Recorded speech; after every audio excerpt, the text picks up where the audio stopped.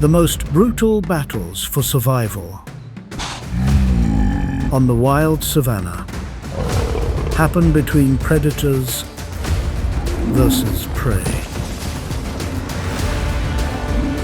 When prey fights back, every kick is a warning.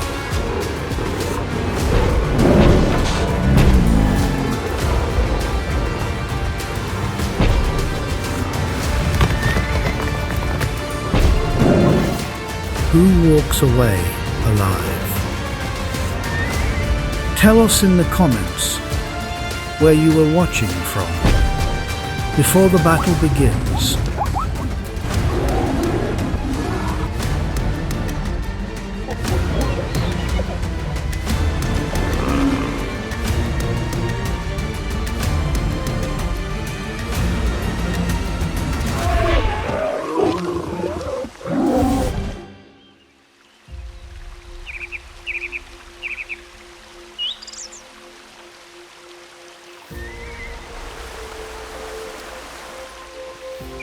The African savannah. Deep in the dry season, the grass has turned yellow. Water survives in only a few scattered pools. Here, water redraws the entire map of power. This year, the dry season came early. Pools that normally hold water all year ran dry weeks ago.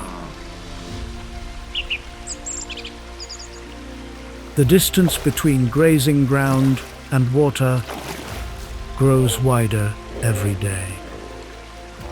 Every trip to drink means hours crossing open ground with nowhere to hide.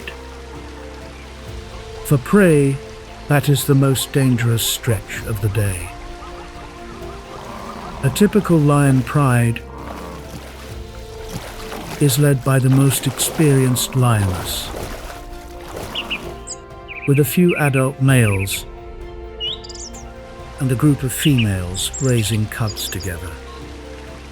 This species hunts by role, not by individual.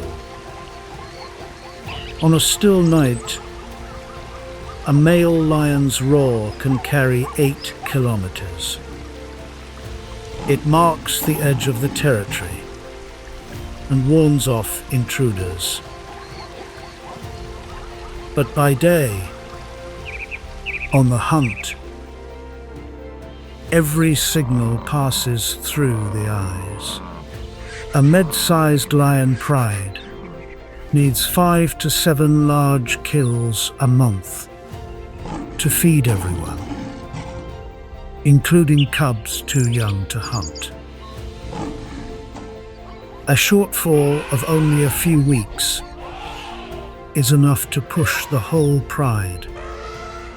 The cubs, above all, toward collapse. They have to take every chance that opens in front of them.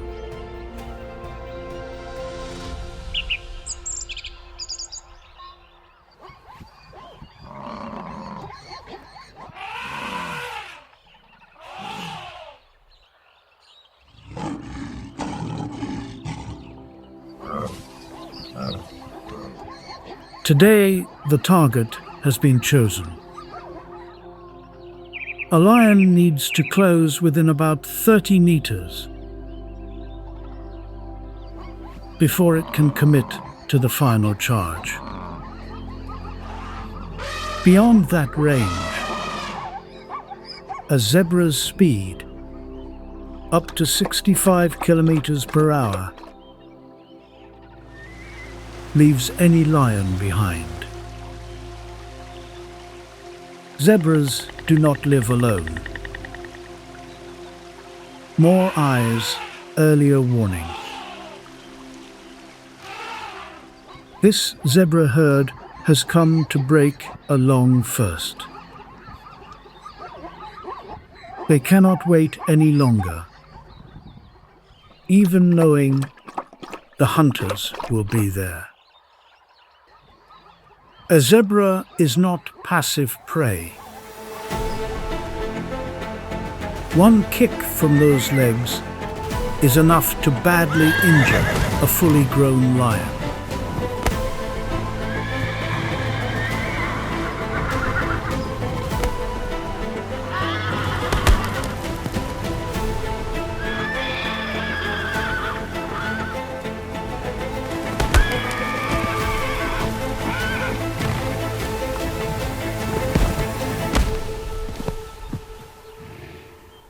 For the pride, timing decides everything.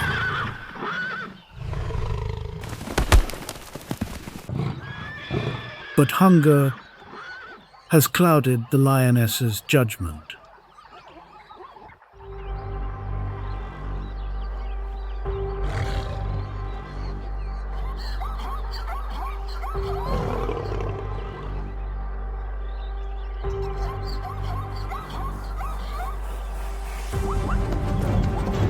Heart rates spike.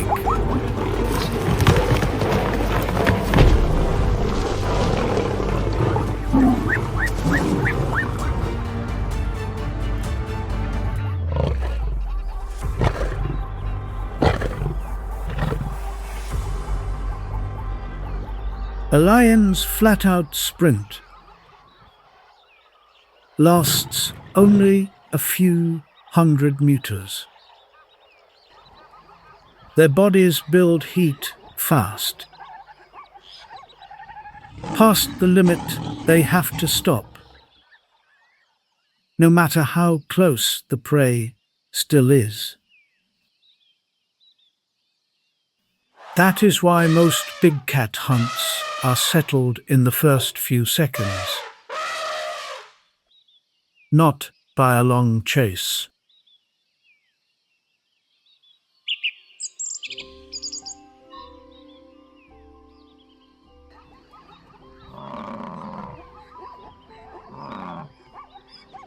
Numbers do not mean victory. It sounds cruel, but the presence of a lion pride keeps the zebra population healthier over time.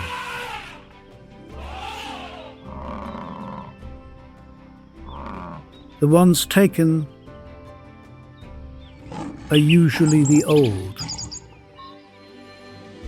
the sick, or the weakest of the young. Natural selection runs through them, leaving a population that is faster, stronger, and far more alert.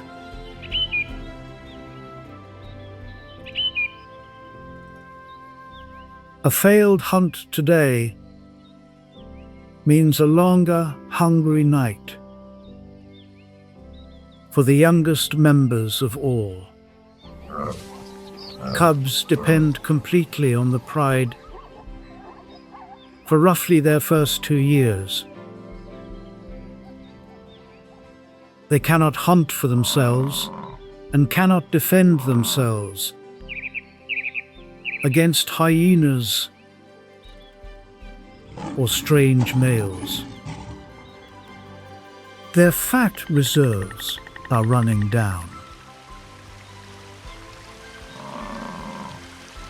For the cubs, that limit arrives far sooner than it does for the adults. No meal tonight. But no lion badly hurt either. Every zebra carries a stripe pattern. No other zebra shares, like a fingerprint.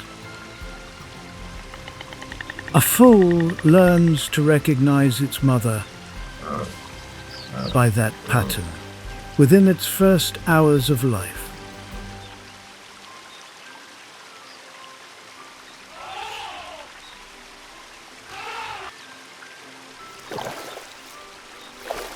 The high contrast stripes seem to confuse biting flies as they come into land, cutting the number of bites sharply compared with plain-coated animals. Natural armor, refined across millions of years. A natural identity system running through hundreds of animals that look like one.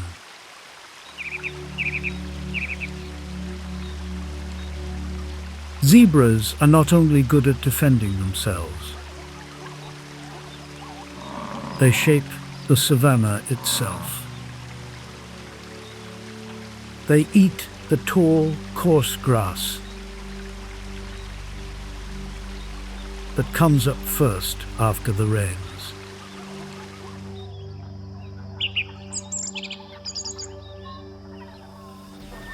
Once they move through, the softer growth underneath is exposed. The main food for the wildebeest and gazelle that follow. They do more than share the grass layers. Zebra and wildebeest often travel together through the dry season. Zebras have strong spatial memory and usually lead the way to new grazing. Wildebeest have sharper hearing and smell.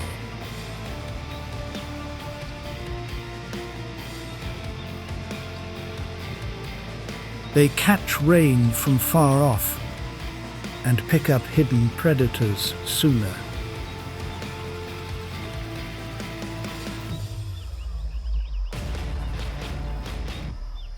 Each species covers what the other lacks. An alliance that needs no agreement.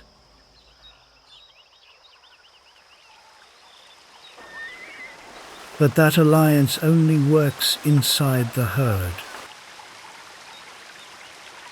One animal separated, even by a few hundred meters, loses every part of it at once. Round one ends with a kick. Not a kill, but the next prey does more than kick. It stands its ground and fights.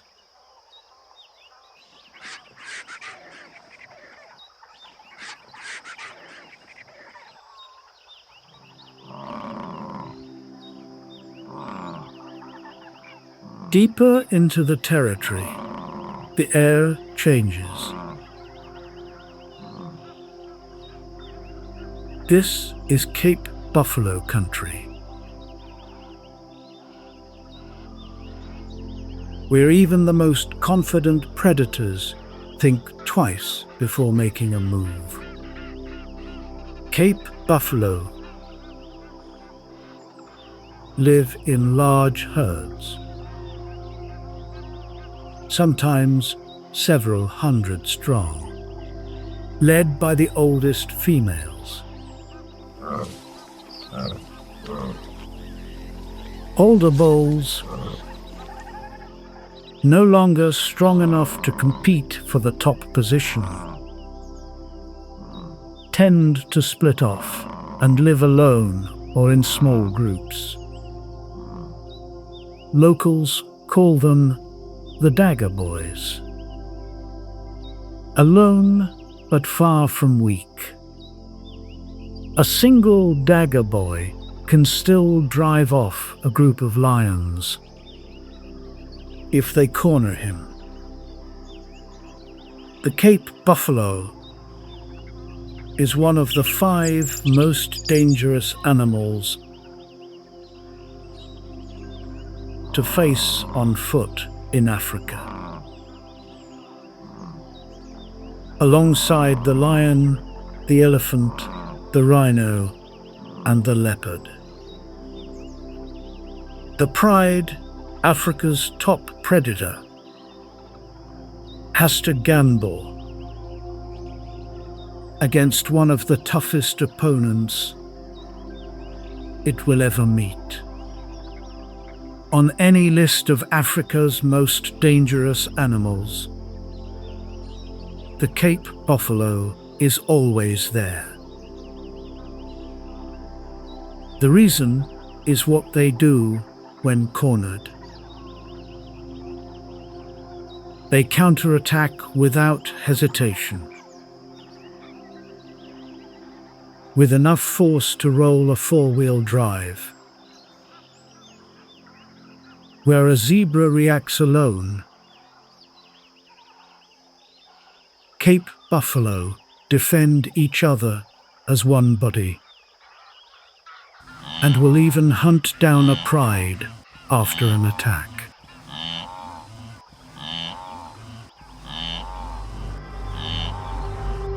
A full-grown Cape buffalo weighs close to a ton.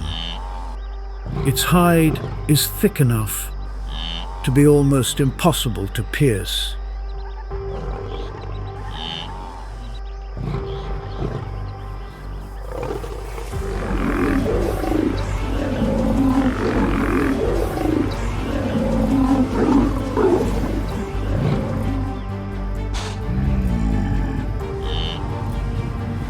The hunt looks like it is slipping away.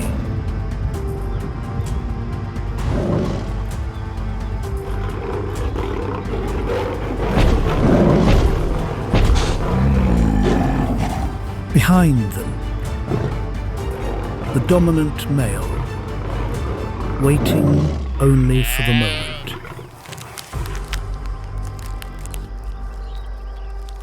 A complete win.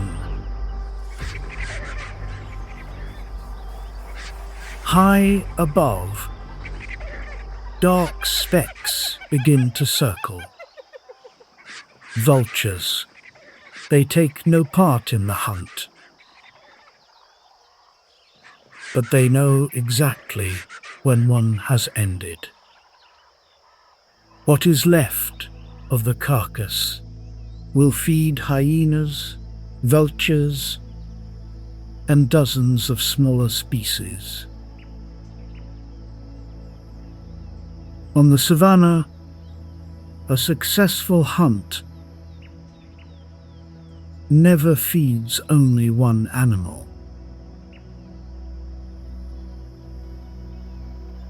One Cape buffalo can feed everyone for days. Long enough to rest before they have to hunt again. For the first day after a big kill, the pride rarely strays far from it. They guard what is left, driving off anything, hyenas or even other prides, that comes too close too early. Only once they have eaten their fill does that line begin to loosen. Round 2 was not won by the fastest charge. It was won by a plan, with 2 rolls, one side closing in, the other waiting for the opening. The exact division of labor a pride always relies on to bring down the largest prey. Which prey do you think is the most dangerous? Drop your answer below before the next survival fight.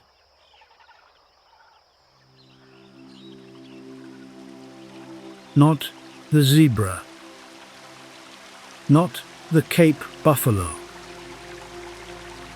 The first 2 hunts taught the pride one thing. The bigger the prey, the higher the price of a mistake.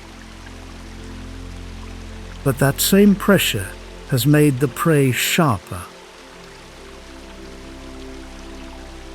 pushing the pride toward a target few predators would even consider. The most dangerous prey this pride has ever faced stands almost 6 meters tall, on legs close to 2 meters long.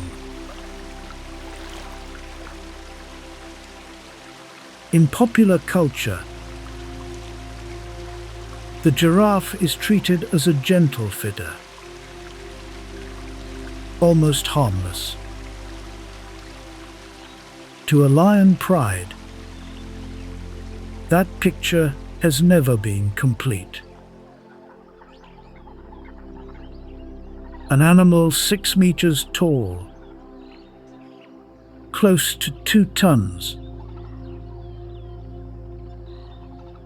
with a kick that can drop a predator. Gentle is only half the truth. A giraffe's eyes pick out movement that does not belong from a very long way off. That is why zebra, wildebeest, even ostrich choose to graze close to a giraffe standing watch. Those eyes and that neck are the best warning system in the region.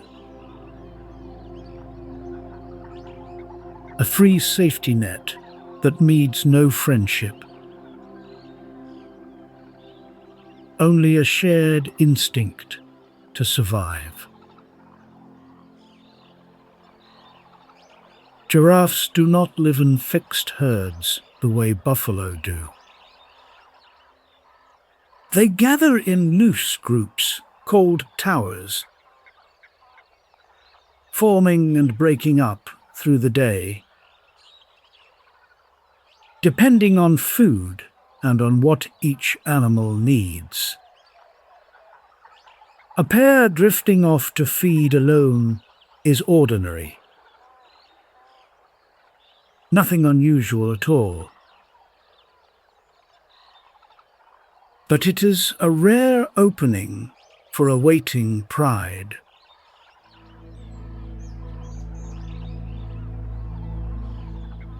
Each hind leg ends in a sharp hoof, about 30 centimeters across. Driven from that height, one kick can finish a grown lion. Giraffes fight in a style called necking, using the whole neck and head as a weapon. Swinging blows heavy enough to put a rival down. The power behind those swings is not something to underestimate. A mature bull giraffe can weigh close to 2 tons. Against an animal like that, a lone lion has almost no chance.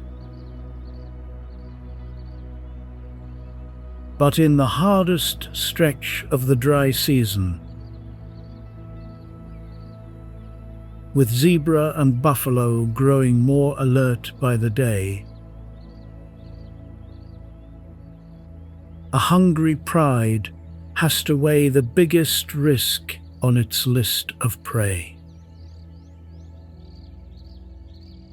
A giraffe's first answer to danger is not to fight. With that stride, they can run at close to 50 kilometers per hour, fast enough to leave most land predators behind. The kick only comes out when there is nowhere left to run. Most of the time, giraffes are peaceful animals that avoid conflict.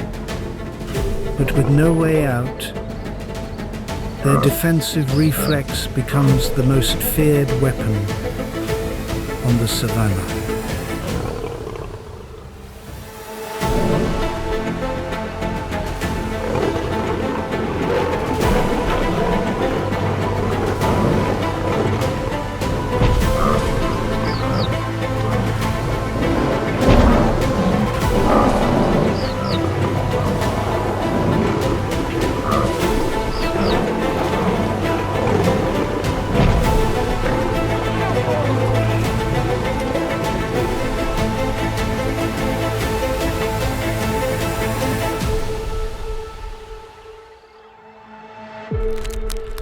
The most dangerous prey of all 3 rounds. The only one that can drop a lion with a single kick finally goes down. The deadliest weapon on the plains still loses to a group that works together at the right moment. Lionesses opening the way with patience, a male closing it with force.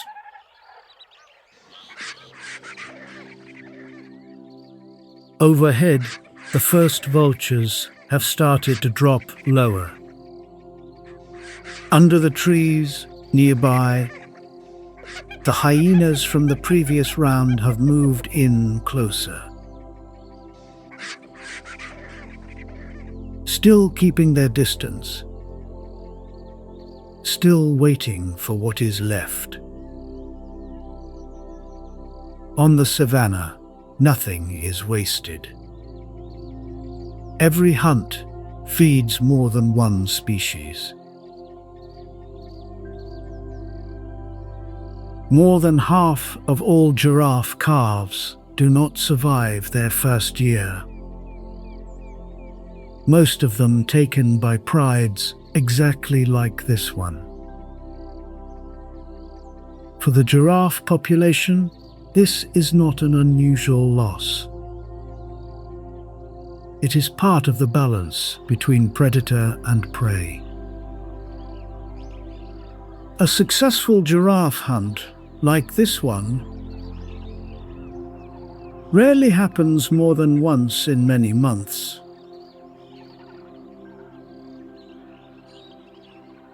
For a pride living through the hardest season of the year, this is more than a meal. It is the margin that lets the whole pride, from the lead female down to the smallest cub, hold on for one more season.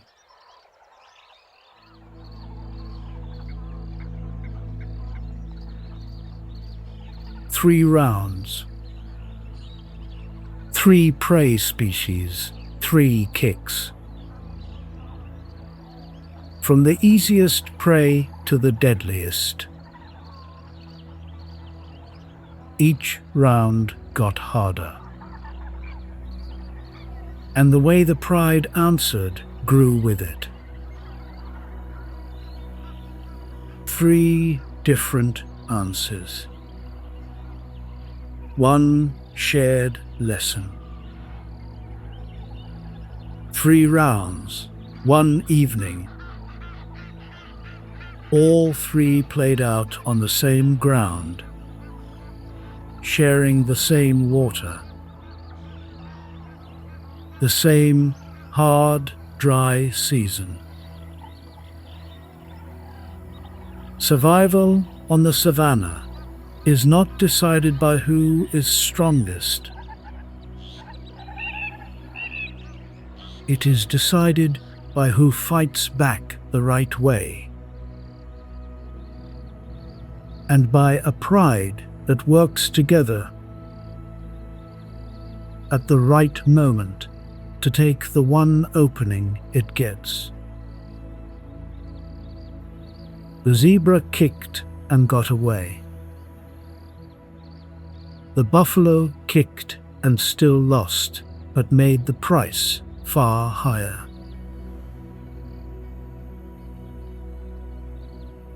The giraffe kicked and almost won. In all 3 rounds, not one victory came from the strength of a single animal.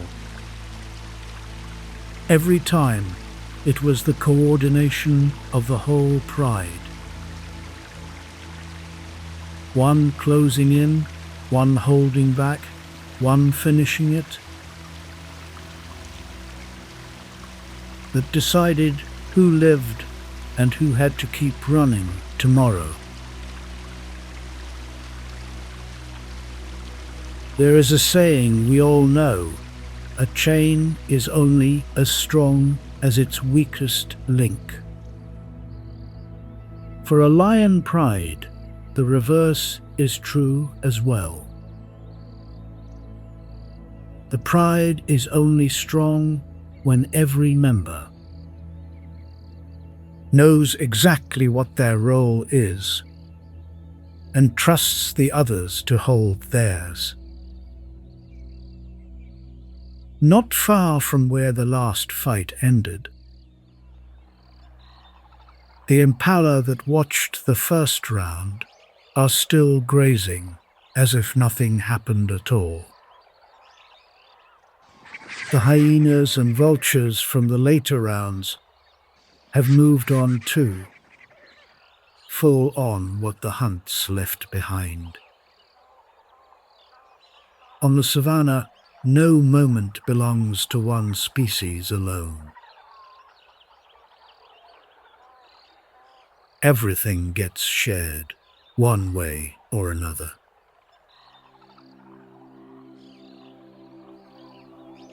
Elephants lead the way to water.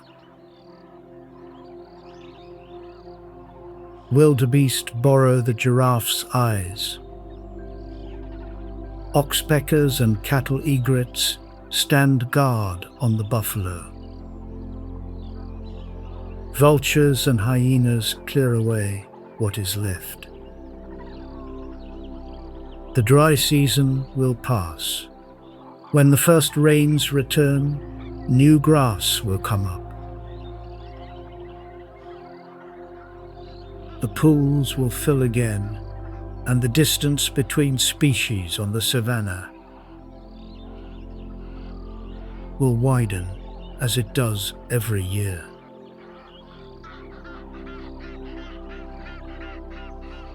But what this pride learned in this dry season about zebra, about buffalo, about giraffe will not wash away with the rain. They will pass it to the next generation of cubs. Through every hunt, through every dry season that follows. Looking back, the deadliest battle was never about the size of the prey or the teeth and claws of the hunter. It was the moment one side had to fight back and the other had to adapt on the spot or lose everything. That is the pattern that has repeated across millions of years on this savannah. And it will keep repeating, one dry season after another. Which kick in these 3 rounds do you think is the most dangerous to a lion?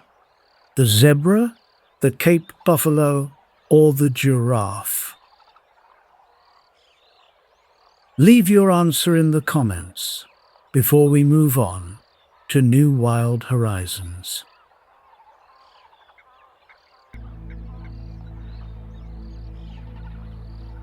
You are looking at a flag in West Africa, with 11 red and white stripes and a blue square in the corner. But instead of 50 stars, there is only one solitary star. This is not the United States.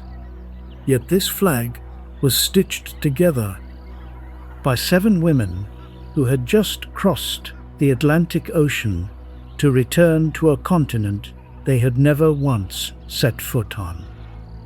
The capital of this country is named after James Monroe, the 5th President of the United States, a man who never granted them complete freedom.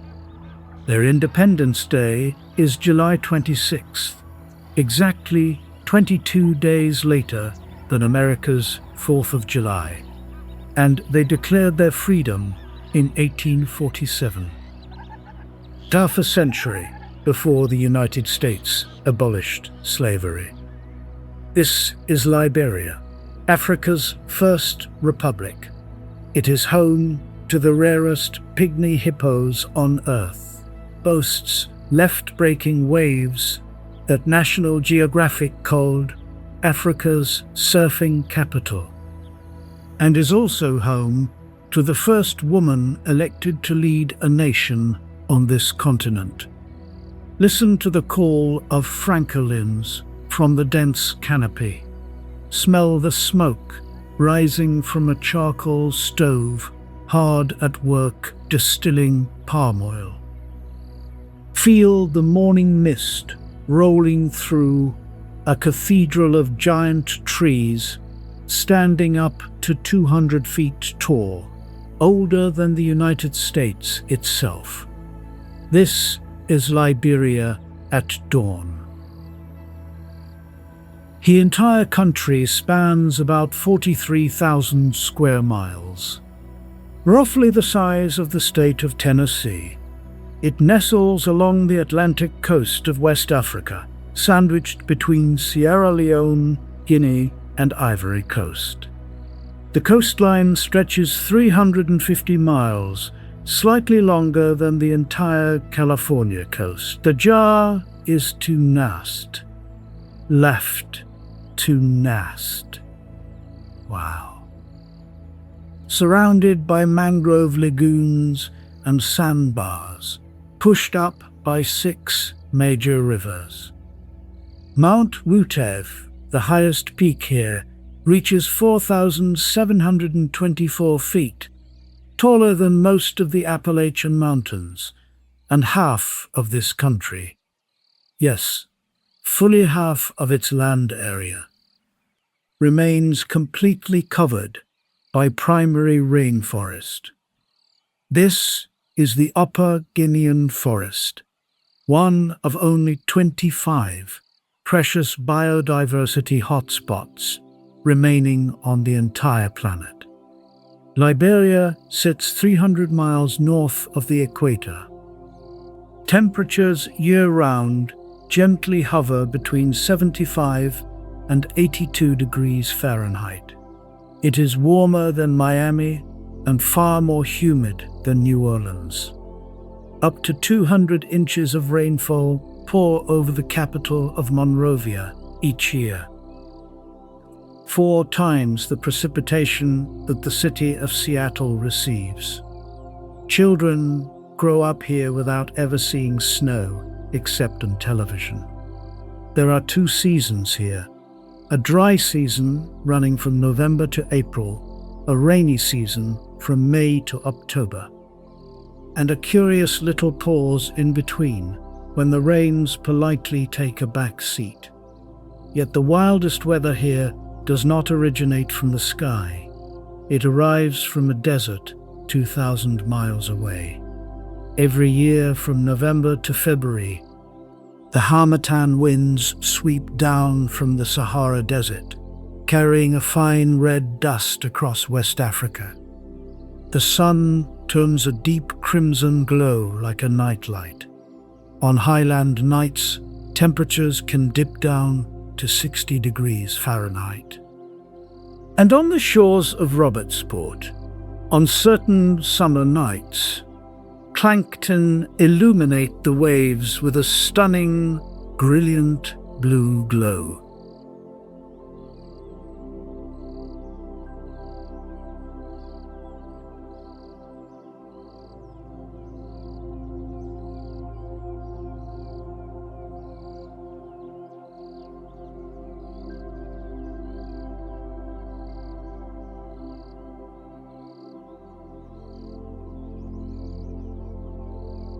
Yet, to truly understand this land, you must meet the 5.5 million people who built it.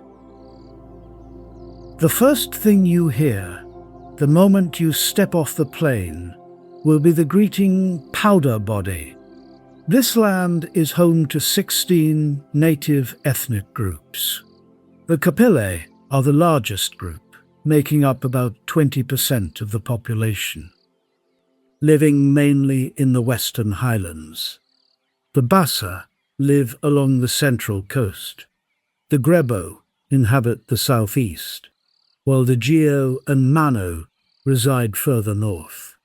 And then there is a population group accounting for a mere 5%, yet changing everything: the Americo-Liberians. They are descendants of roughly 15,000 free African Americans who crossed the Atlantic to return here, starting in 1822. Despite representing just 5% of the population for 133 years, they were the ones who called the shots for the entire nation. That brings us right to Colloqua, a truly unique local English Creole. English is the official language of Liberia, thanks to those American settlers. But over more than 2 centuries, the English here has evolved into something entirely its own. How, the body, means, "How are you doing?" And you reply with, "The body fine," meaning, "I am doing well." Uoa means "that is right," while small means "take your time." Truth be told, Colloqua is not difficult at all. As long as you know how to say, "How the body, you will do just fine here." When it comes to the people of Monrovia, their character is warm, open, and remarkably resilient. This nation has endured 2 internal conflicts, overcome the Ebola health crisis of 2014, yet still welcomes strangers with the brightest smile you will ever see. There is a wonderful Bassa proverb, "Katuin Sheshwum alone," meaning we can only go far when we walk together. And that is Liberia wrapped up in a single sentence.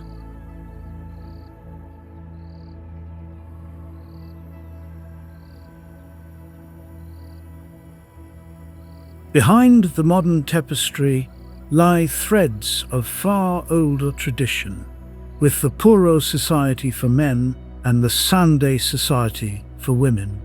These are centuries-old secret societies where rites of passage are performed for young men and women. Young people venture deep into the forest for 1 to 3 years to learn custom, ceremony, survival skills, and reverence.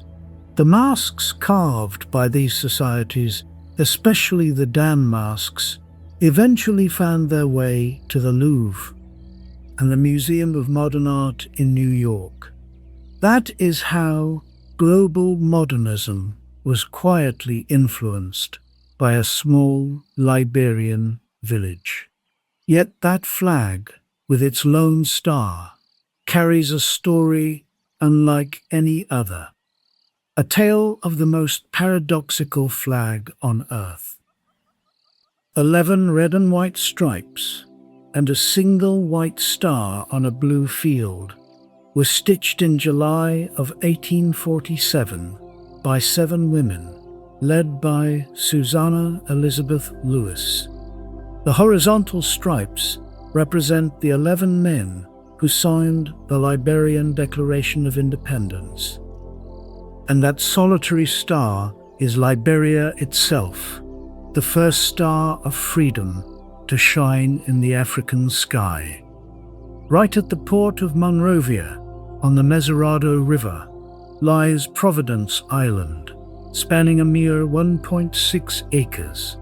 That is where 88 free African Americans disembarked from a ship on January 31st, 1822, after 44 days at sea from New York Harbor.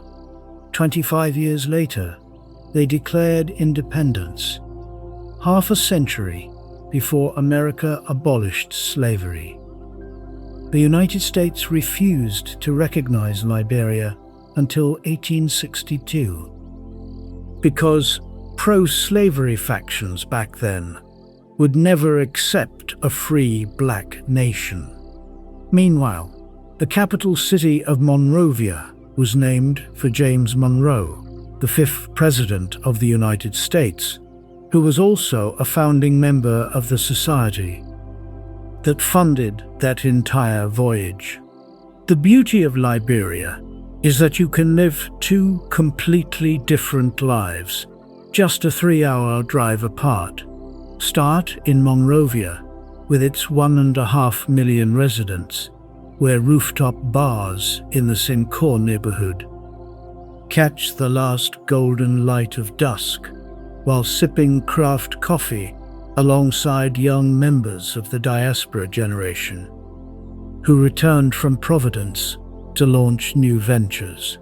Just down the hill is the waterside market, buzzing with the sounds of coloca echoing through smoke from grilled plantains and dried fish. Over on Camp Johnson Road, tailor shops, barber shops, and modest local eateries line the street where lunch costs a mere $2. Atop the hill stands the Ducor Hotel, a 5-star tower from the 1960s, left silent after past struggles, standing like a fractured crown, exuding urban decay, yet offering the finest panoramic view in all of Monrovia. Now, drive 3 hours west to Bomi County, where paved roads transition into dirt and then into rich red clay. Suddenly, you feel as though you have stepped into another century. Round thatched huts with packed mud walls, charcoal stove smouldering outside every home, and women dressed in vibrant lappa cloth, pounding cassava leaves in wooden mortars. The aroma of palm butter soup drifts through the morning haze alongside fields of upland rice. An ancient African grain strain with a 3,500-year history. On weekends, men climb palm trees at dawn to gather sap, and by evening, the whole village sits beneath the mango trees, sipping palm wine and shooting the breeze.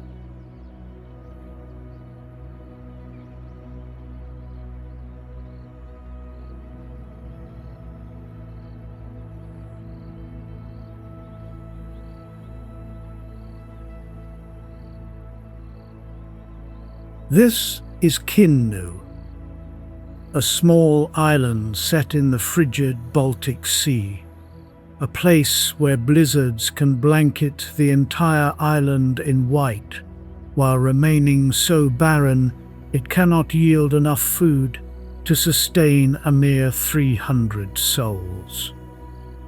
Unable to rely on the barren earth beneath their feet, Kihu's able-bodied men were forced to head out to sea to survive. They departed, leaving behind an island home only to women, children, and elders. Kihu women had to act as mothers while holding down the fort and shouldering all their husbands' duties throughout those long months of separation. That extraordinary resilience gave birth to Europe's last matriarchal society, recognized by UNESCO as a World Heritage Site. Media outlets around the world still call this place the Island of Women. Even so, the people of Kihu have repeatedly rejected that description. So, what is the truth? What is life really like here? The answer just might surprise you. Kihu rests quietly in the Gulf of Riga, off the western coast of Estonia. From the nearest point on the mainland, the sea distance is just over 10 kilometers, while from the city of Pärnu, the distance is around 41 kilometers. Yet, the instant the ferry pulls away from port, the rhythm of the modern world begins to fade. For ahead lies an island spanning just over 16 square kilometers that has stood apart from the hustle and bustle of the world for hundreds of years. Surrounding Kinu are Manija Island and more than 50 uninhabited islets. Seen from above, the entire archipelago resembles pebbles gently scattered by nature's hand across the deep blue sea.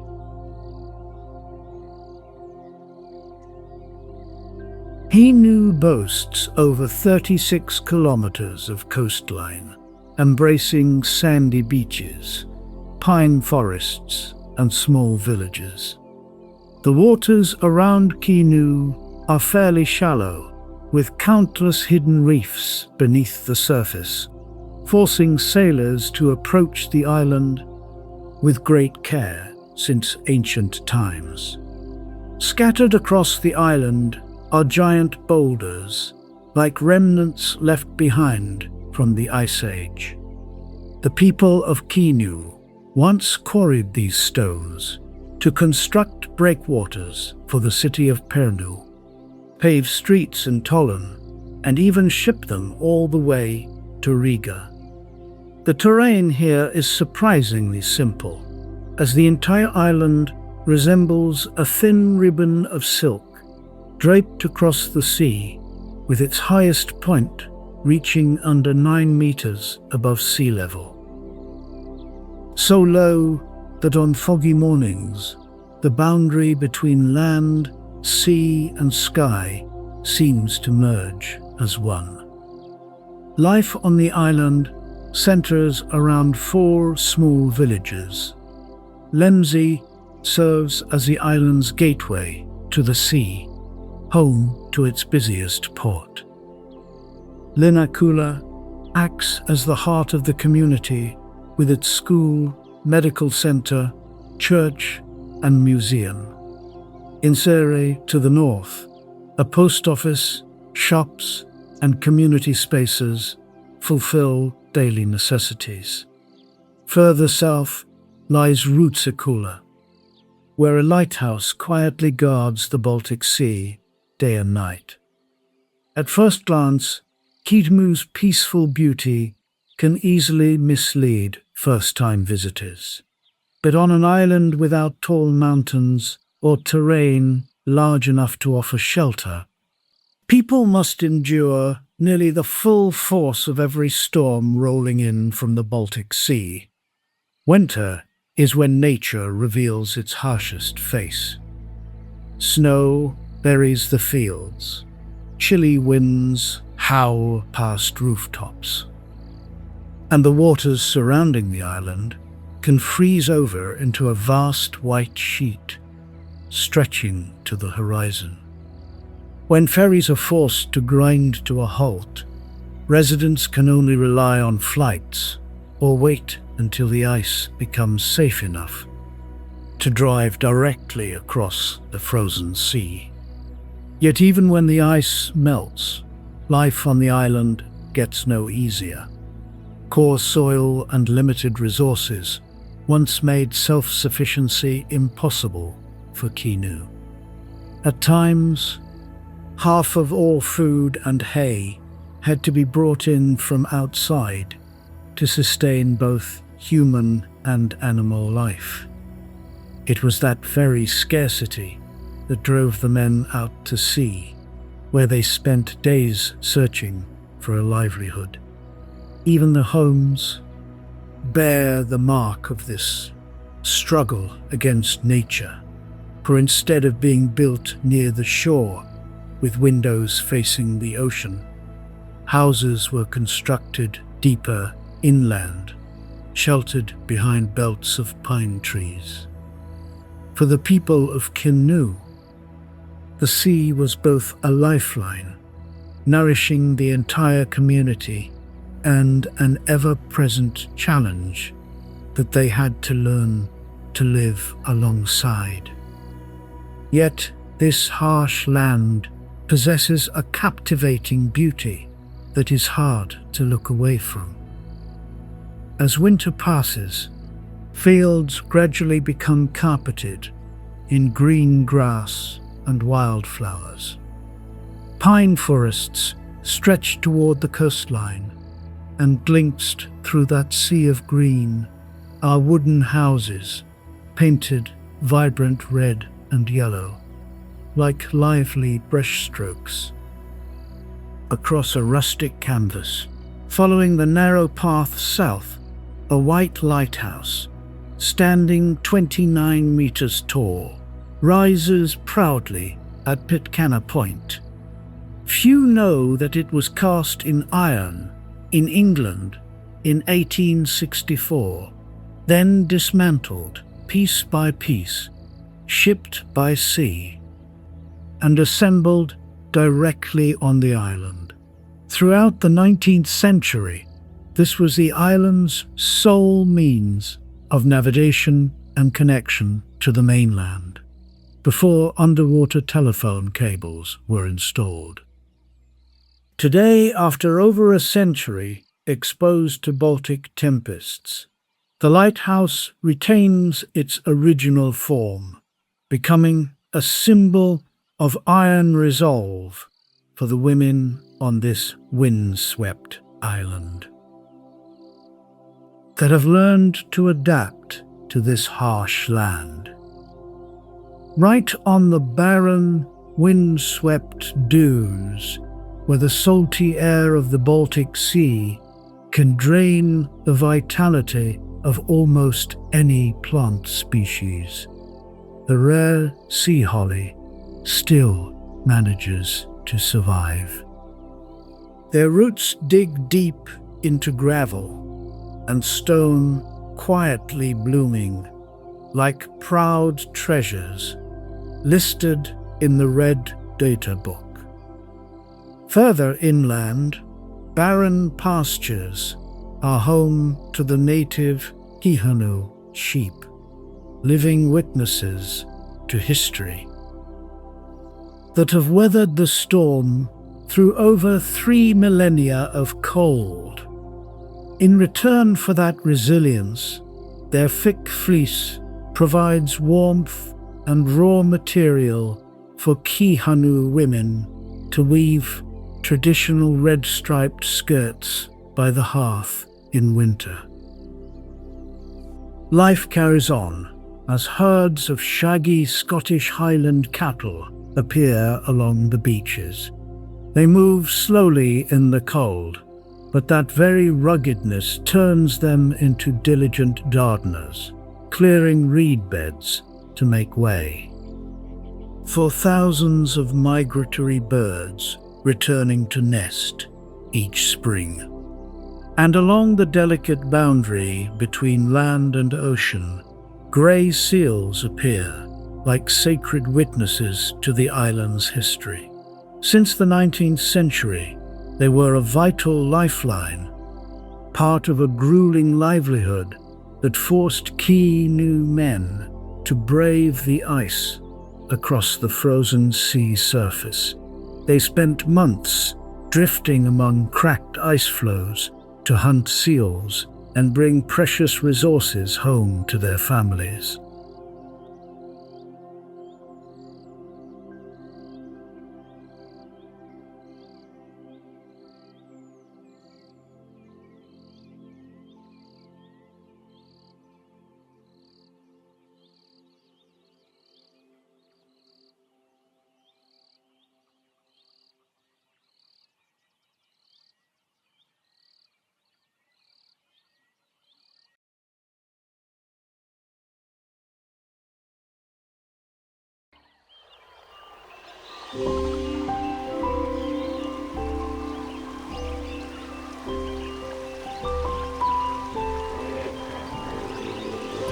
From May to October, rainfall in the valley drops close to zero.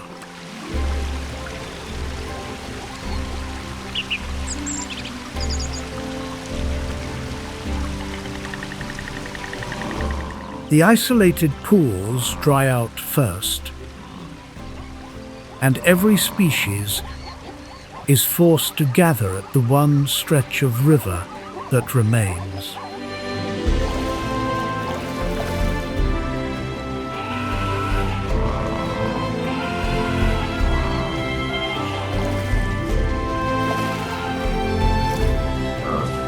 The frequency of encounters between hunter and hunted rises with it.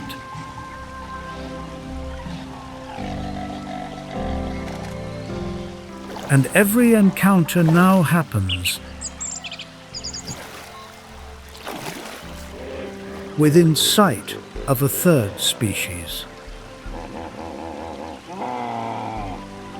Midday temperatures in the valley can reach 45 degrees Celsius. So most activity compresses into the two ends of the day.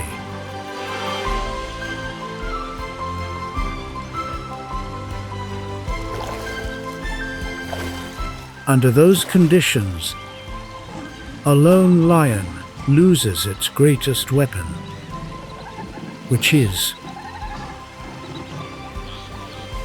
surprise. That is why some adult male lions, normally direct rivals, choose to travel together through the dry season. But a coalition is only worth its cost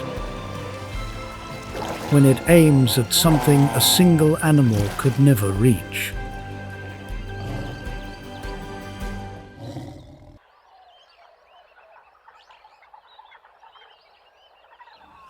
The strength of a coalition is not its combined weight.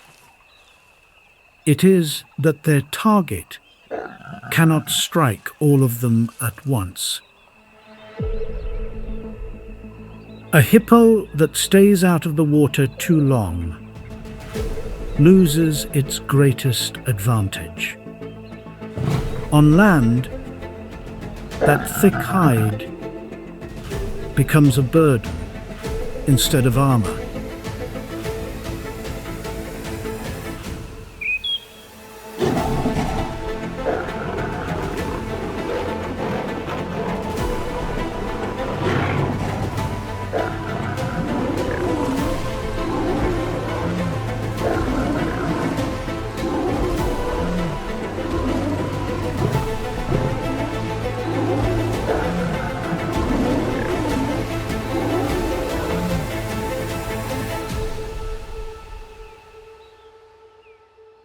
In most lion prides, the adult male eats first and eats alone.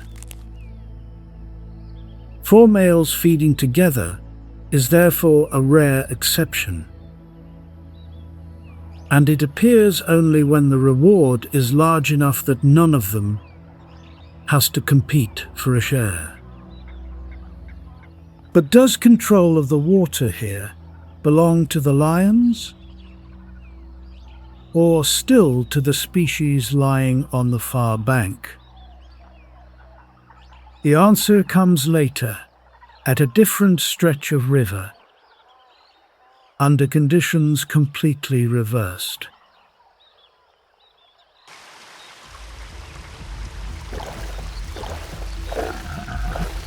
In another stretch of South Luangwa's waters, a mother hippo keeps her calf under her wing. She stays on her toes, as crocodiles frequently linger near this area. Hippos are often seen as gentle herbivores. In reality, they are among the most perilous wild animals across all of Africa. Their fierce nature goes through the roof whenever their territory or young are threatened. A young lion searches for a meal along the riverbank. He recklessly wades into waters outside his domain.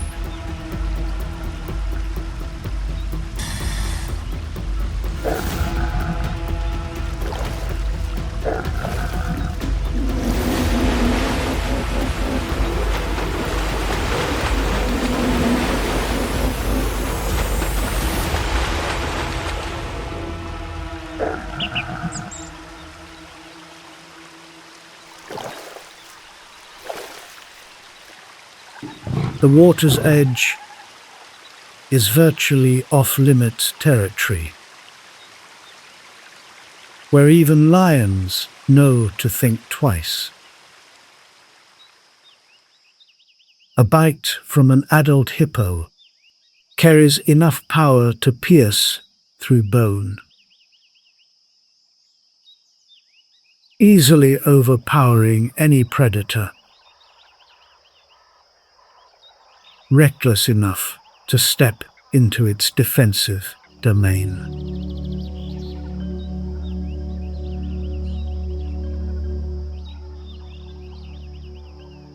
The young hippo pulls through, thanks to its mother's fierce determination. But along another stretch of the river, the standoff between these two species is far from over. Time is ticking away as the dry season enters its most challenging phase, and the river waters continue to recede.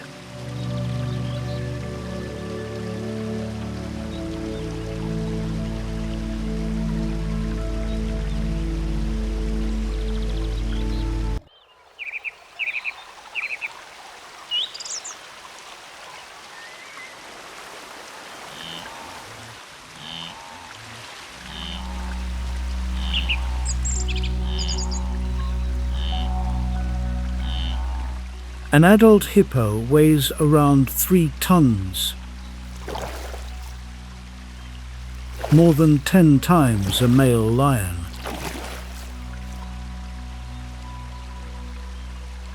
Its hide reaches 6 centimeters thick across the back and shoulders, enough to spread the force of almost any strike.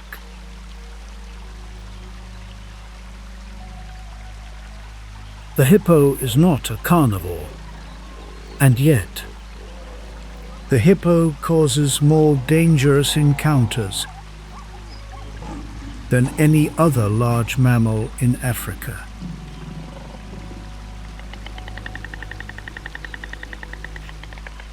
A hippo does not need to hunt to be dangerous.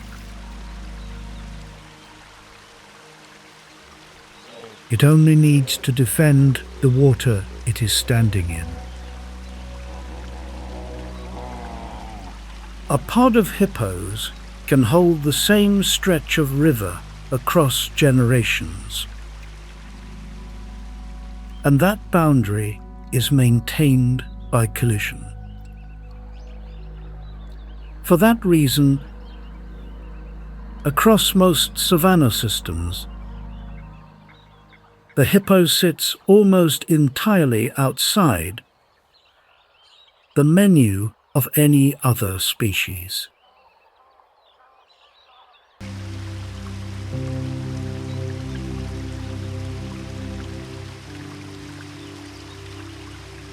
The Luangwa carries one of the highest hippo densities on Earth, with more than 6,000 animals along a single stretch of river.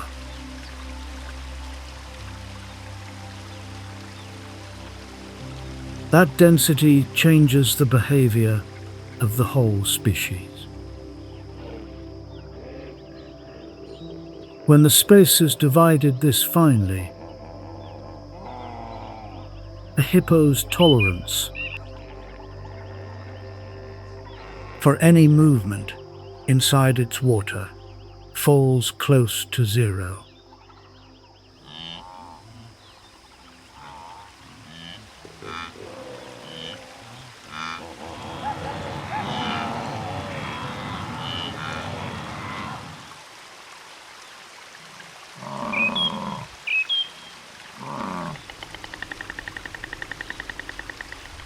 At the same time, the Nile crocodile reads the surface through pressure receptors in the skin of its head, sensitive enough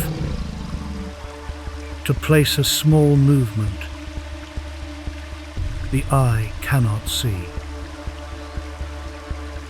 A group of cubs wading across produces exactly that signal. At belly depth, a cub loses almost all of its acceleration. The cubs are going to cross, and they will move as one group to cut the chance of a crocodile strike. The mothers are watching every meter. The lionesses on the far bank are ready as well for anything waiting in ambush.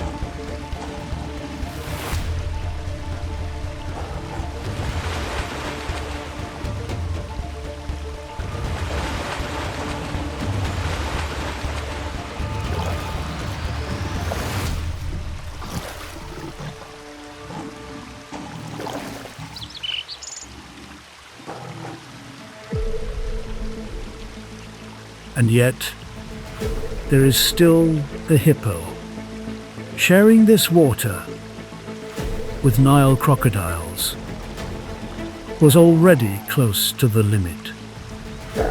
With lions added to it, the limit is reached.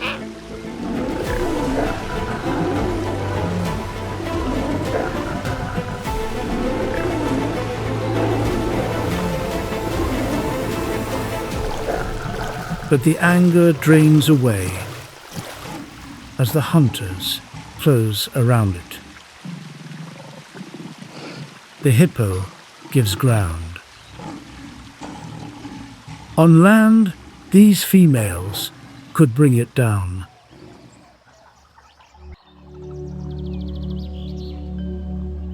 Far from there, in Zambia's South Luangwa Valley, another lion pride enters the same dry season with a completely different structure. Here, there are no four males moving together. Only one adult male remains with the pride. A pride down to a single adult male is a pride with no reserve layer. Most of the hunting falls to the lionesses, and the success rate of a single stalk is usually around 2 in 10. That ratio sets the rhythm of the whole pride. The lionesses must range farther, stay out longer, and go more often than at any other time of year. That leaves a gap. During those hours,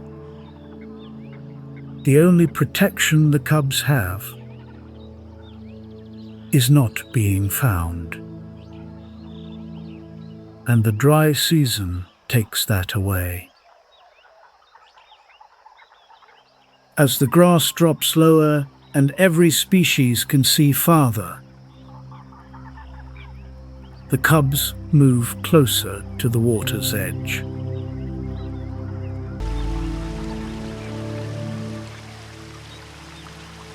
By the end of the dry season, the Luangwa shrinks to a fraction of its wet season width. Sandbanks rise through the surface and split the flow into separate sections. Each remaining section becomes owned ground, and the owner of most of them is the hippo. For land animals, a narrower river means a shorter crossing. But for the pride, it means territory cut in two.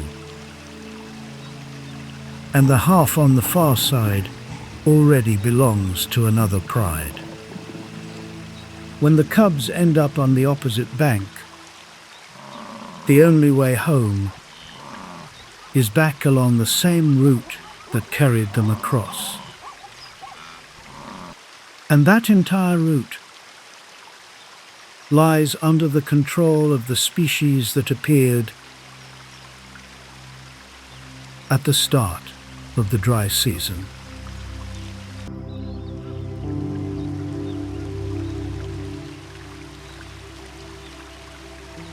The riverbank holds the densest concentration of danger in the valley.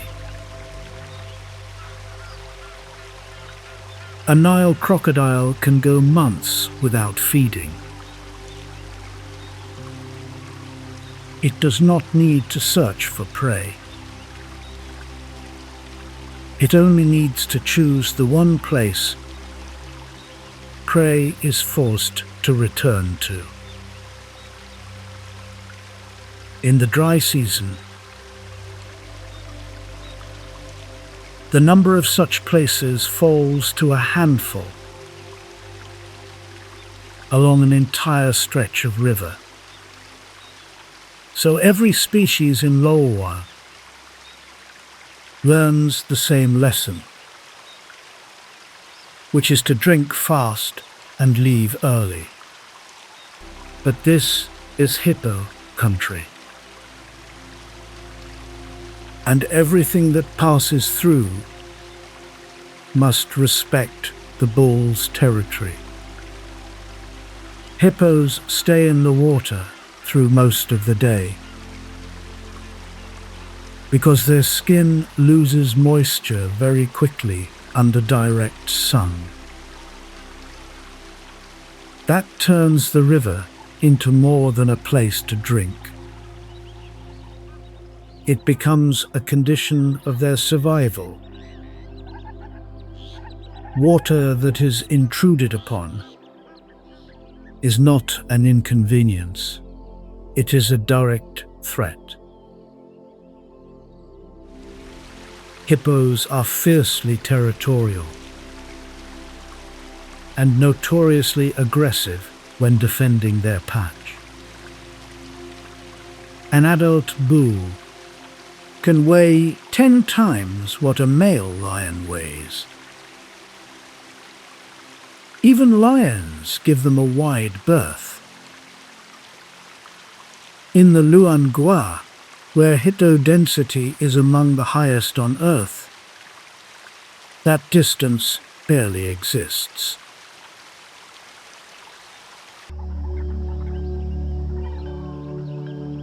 Not every lion pride has ground it can call its own.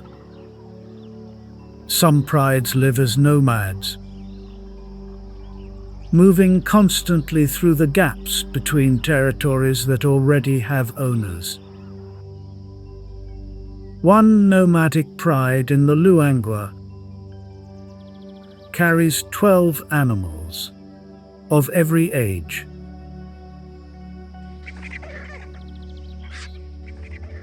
They are undernourished and they are looking for new territory.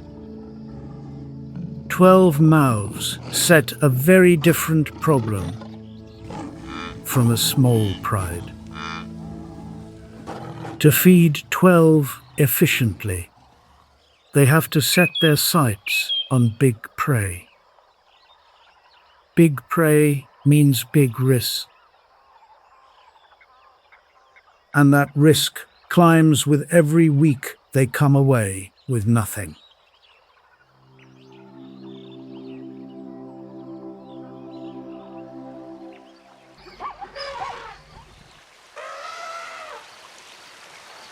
This is the second time this dry season that a hippo has driven back a threat from lions. Last time it was a single young animal. This time it was the front of a pride of 12. That advantage is not a single piece of luck.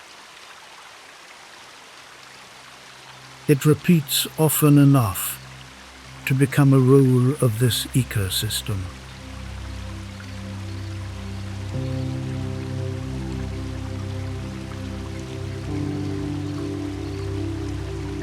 Hippos are also recorded standing against Nile crocodiles to protect their young.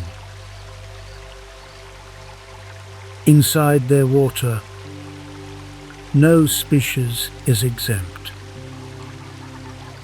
The question raised at the start of the dry season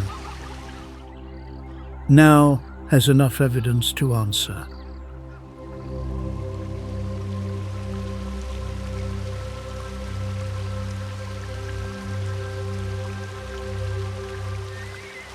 The dry season in Luangwa does not end with a victory. It ends with a chain of decisions, each one placing some part of the pride at risk. A coalition aimed at something beyond the reach of one animal. A male chose to leave his position so that the pride's protection would still exist next season. And the lionesses chose to stand when no line of retreat was left. The price of survival inside a pride is not always loss. Most of the time, it is the risk that has to be accepted every time the cubs step out of the shade. Late in the dry season, daytime temperatures in the valley climb past 37 degrees Celsius. At that level, thirst becomes a more urgent pressure than hunger. Lions depend on both land and water, exactly like the species holding the stretch of river ahead. They can smell the water from a distance, but to drink, they have to breach the riverbank.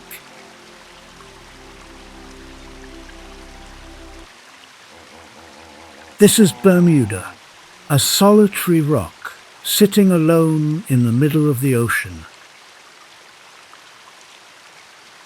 where there isn't a single drop of fresh water, not a single river, and seemingly devoid of any natural resources, completely surrounded by the vast ocean. This island endures fierce, tempestuous storms ripping in from every direction.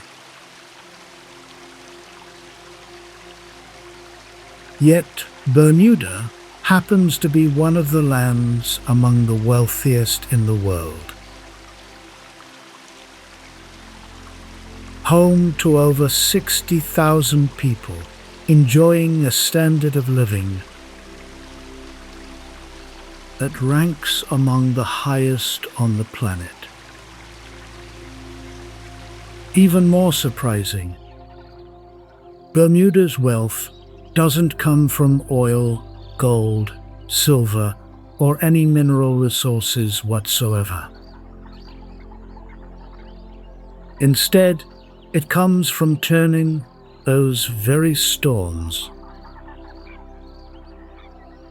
earthquakes, and major natural events across the globe into a cash cow of an industry worth billions of dollars. So how on earth did Bermuda pull off such a miracle? Usually, when hearing the name Bermuda, most people immediately think of some dreamy tropical island nestled in the Caribbean Sea. But in reality, Bermuda is a British overseas territory, standing alone in the vast North Atlantic,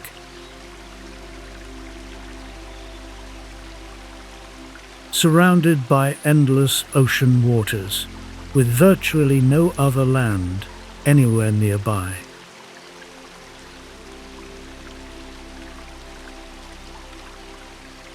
This archipelago consists of about 7 main islands, along with over 100 smaller islets and scattered rocky outcrops. Yet the total land area of the entire place is barely just over 50 square kilometers. The closest mainland to the island is Cape Hatteras on the east coast of the United States, located about 1,050 kilometers to the west. But that number alone still doesn't tell the whole story of just how isolated this island really is.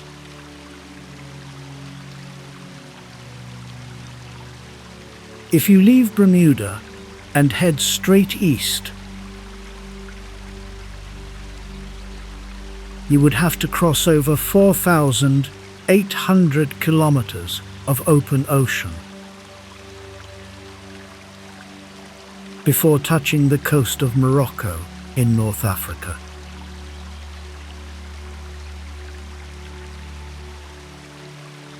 Between those 2 points, there is practically nothing but open water.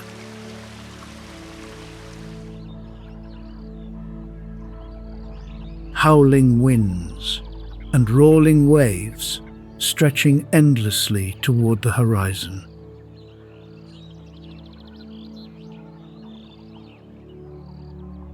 There are no neighboring nations to connect with,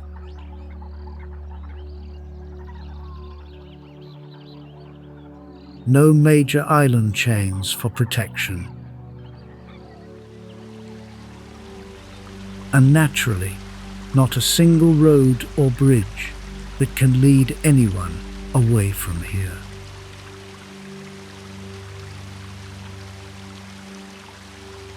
That makes Bermuda feel like a tiny dot.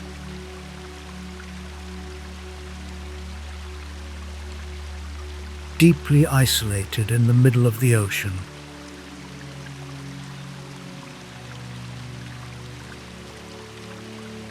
Where every shipment, every traveler, and any connection to the outside world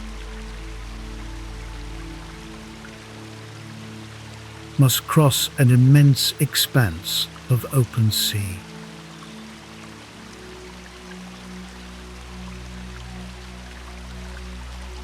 Many people often wonder where the name Bermuda came from.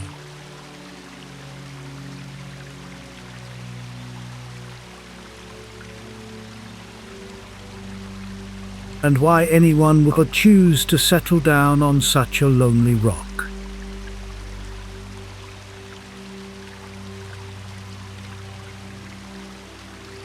The answer lies in a historical event that unfolded back in 1609.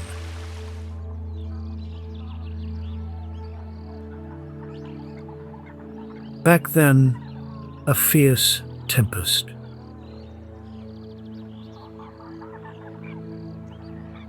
drove the British ship Sea Venture onto the coral reefs surrounding the island.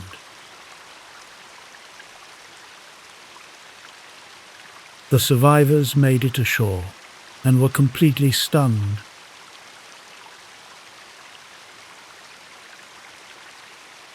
To discover the island had not a single river, not a single lake.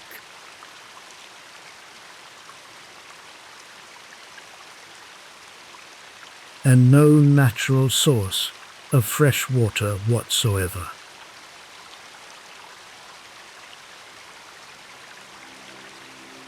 This place was truly just a lonely limestone rock, standing solitary in the boundless ocean. Yet, right from that relentless starting point, against all odds, one of the most incredible stories of resilience and prosperity in human history officially began.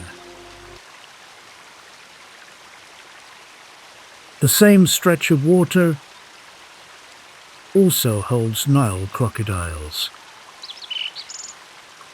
For a thirsty pride, that means 2 layers of risk stacked on the same piece of bank. The first lies beneath the surface. The second controls the water itself.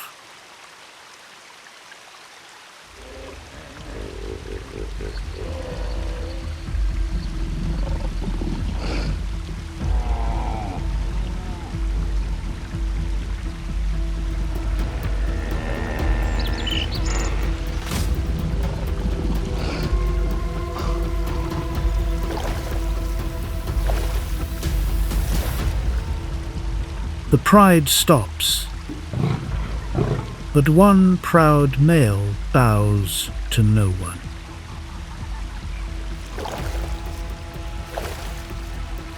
He moves right up to the edge, alone.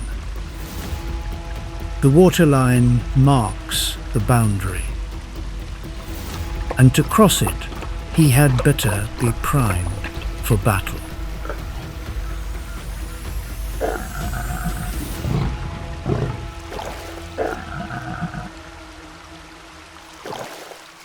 A single lion is no match for an enraged hippo. The bull charges to defend his boundary. The male gives ground. Behind him stand 11 others, and not one steps forward in his place.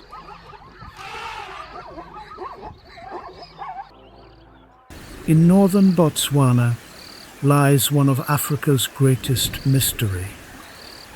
The Savuti Channel does not follow the rain. It follows movements deep beneath the ground.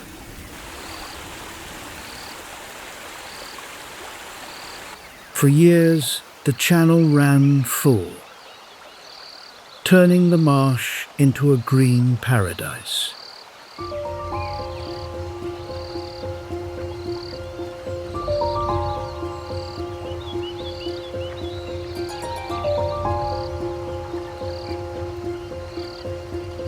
Then, the Savuti Channel ran dry.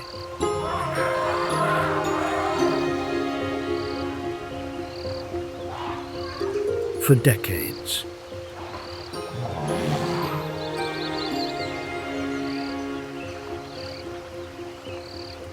Every species that stays here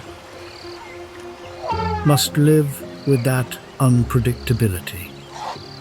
This year, the channel is dry again, and the drought holds.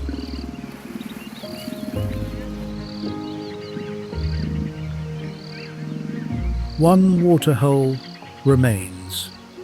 It is the center of all life here.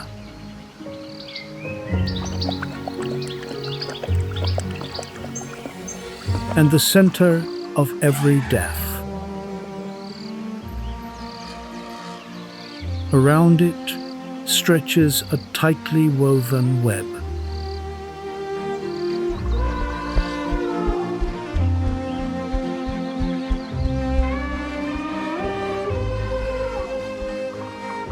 At the top of that web sit 4 empires. The Lion Pride, led by Queen Amara.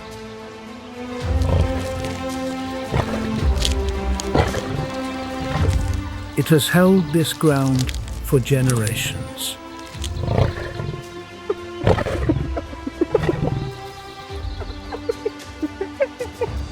The Maro clan, famous as scavengers, but in truth misunderstood hunters.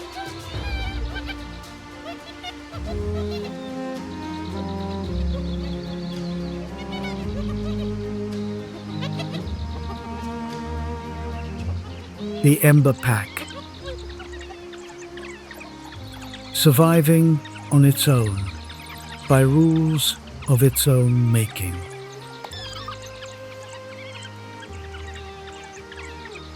And Quito, a solitary leopard, the one who always pays each time the other 3 empires collide. But the most dangerous of all may be the one that belongs to no grassland. It was there before the season of thirst began. And it will be there long after the thirst has passed. The days ahead hold only one question. When every territorial border closes in, which species will rule the savannah? Comment on a species before we continue the journey of Amara Pride.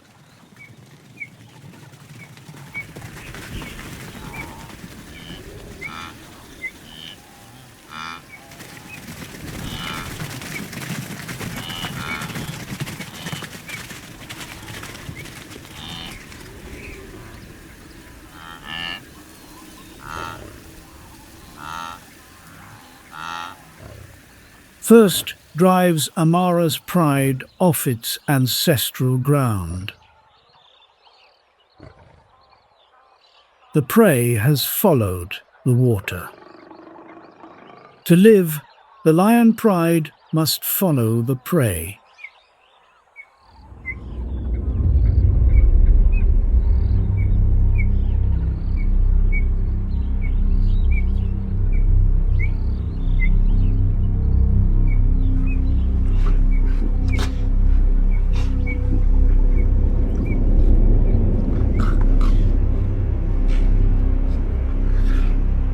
For a pride with cubs, this is the most dangerous gamble of all.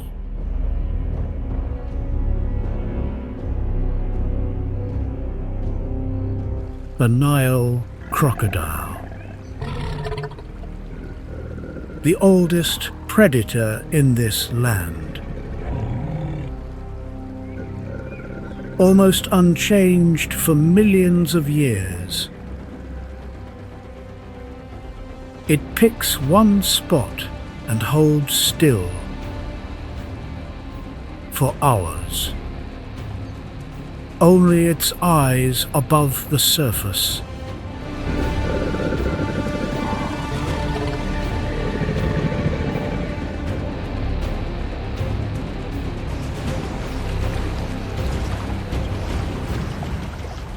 Waiting patiently for a single mistake. And that mistake arrives. Its V-shaped jaws are among the strongest in the animal world. Nearly 70 teeth built to hold prey and never let go.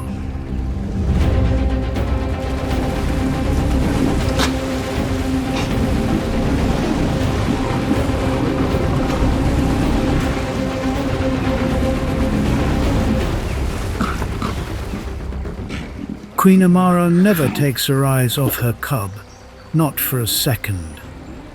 And that vigilance alone drags the cub back from the line between life and death.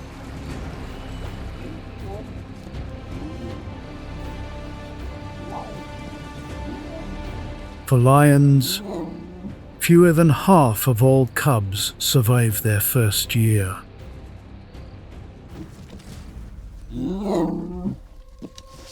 Even where no crocodile jaws wait beneath the water.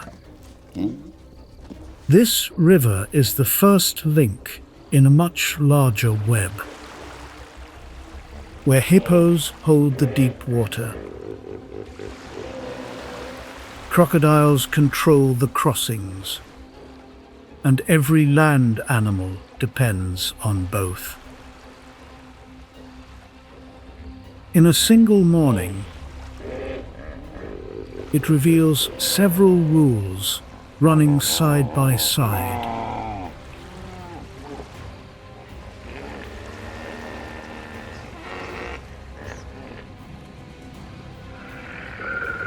The ambusher stays loyal to one stretch of water,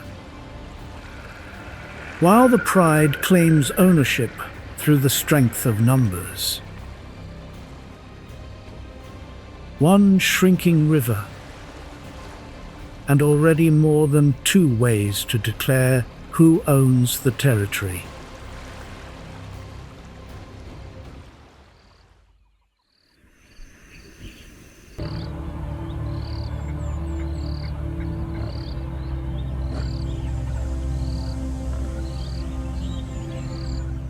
A new queen has arrived.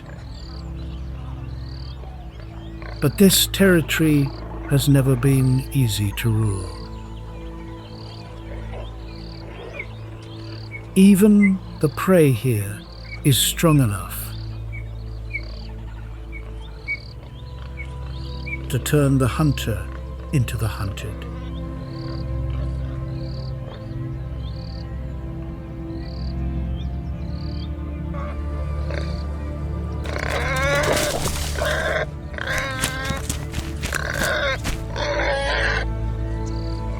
Carelessness always has a price.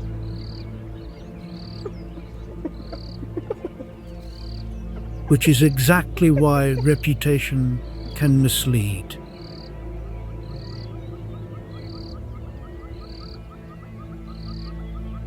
For decades, spotted hyenas carried the name of opportunistic scavengers. But in reality, between 60 and 90% of their food comes from hunts they make themselves. They are hunters in their own right. Even the famous laughter is a signal of tension and rank, not of joy. Within the clan, power passes down the female line. The offspring of a ranking female can outrank even the oldest adult males. The real strength of hyenas lies in how they organize. Small groups fanning out to patrol a vast range, then converging in moments every time the territory is threatened.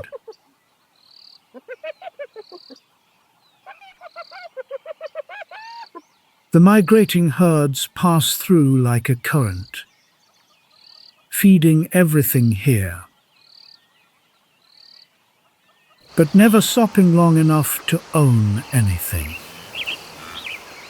It is the ones that stay, the ones that hold a territory, that will fight for it to the end. And at the center of that web is the waterhole.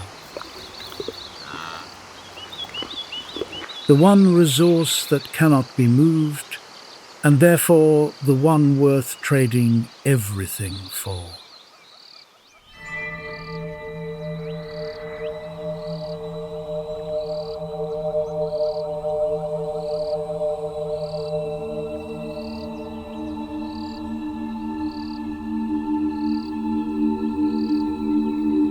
With the male lion coalition patrolling the outer ridge, and Queen Amara hunting far away, the waterhole is left to young lions and a few females. Its strongest line of defense now empty.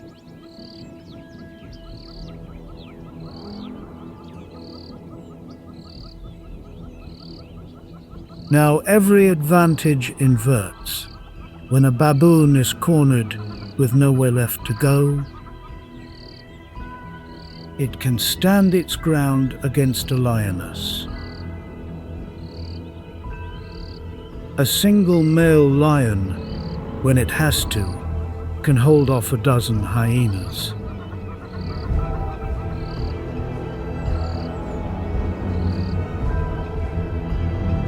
But at this waterhole, there is no male.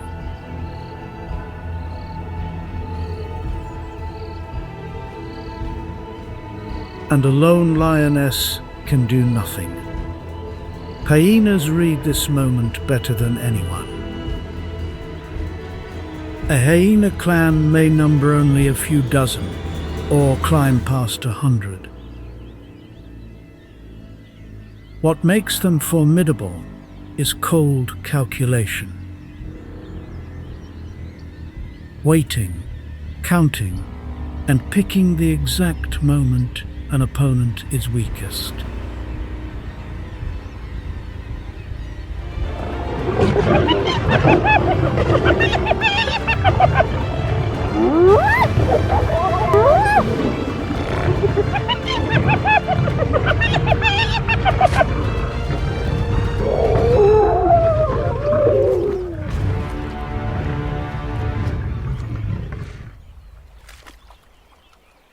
Pressure and timing are enough, within minutes. The most important waterhole in the territory changes hands for the second time in a single day. In your opinion, does this battle mean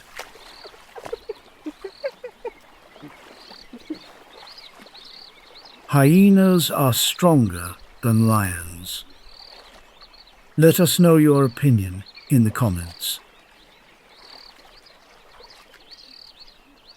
But now, The young lions lose for lack of numbers, not lack of courage.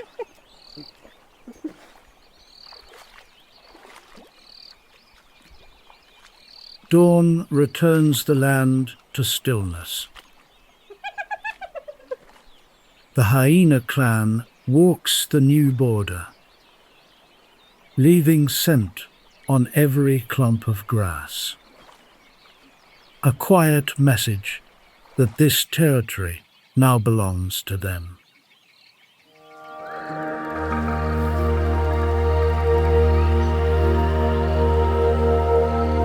But the river remains a territory no one contests.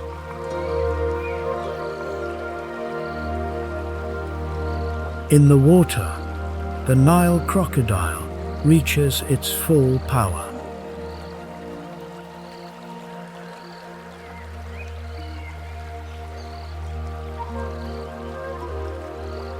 With a bite roughly 7 times stronger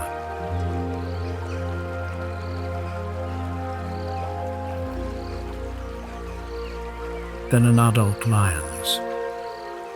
Yet those same jaws are delicate enough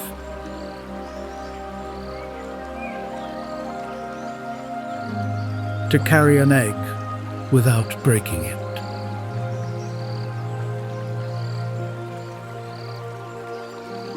Power and precision in the same bite.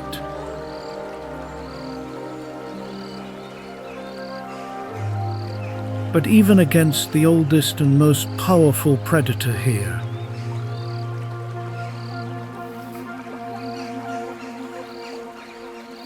there are still those willing to stand up to it.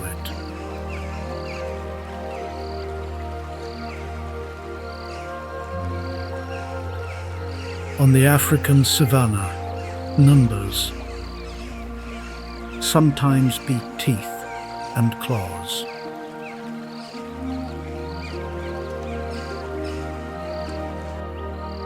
And the African savannah is revealing what it truly is: a complex web of survival. Every predator is both a hunter and prey to another predator. The African fish eagle, with a wingspan over 2 meters, takes its fish in midair. Jackals trail the hyenas to pick up what is left.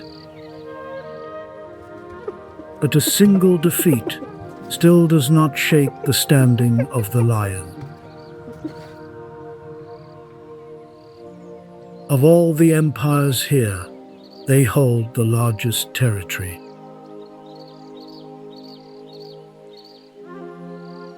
And they are the only species whose healthy adults have almost no natural predator.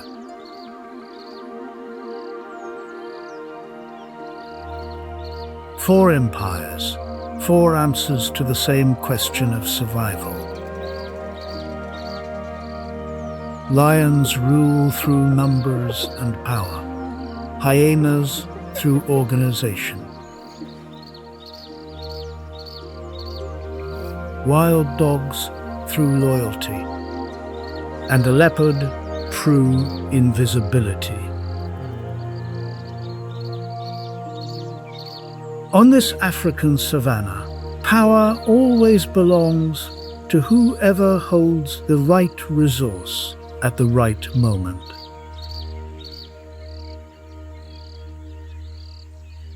And a single lapse of attention is enough to redraw the entire map of survival. Which species changed the way you see the wild today? The ambusher beneath the water, the pack that held its ground for generations, or the clan that swept in at night? Tell me right below.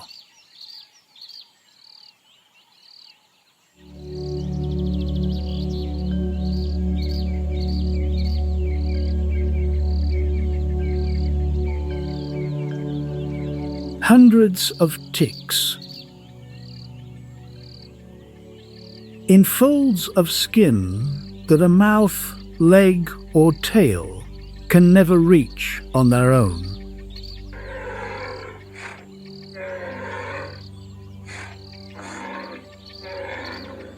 No solitary defense has ever proved sufficient. But the Cape buffalo has found a solution. Underwater. Wherever the ticks are thickest, that is where the fish swarm in the greatest numbers. For the school of fish, this is a nutrient-rich feast. Meanwhile, above the surface, the ticks become a familiar food source for yet another species.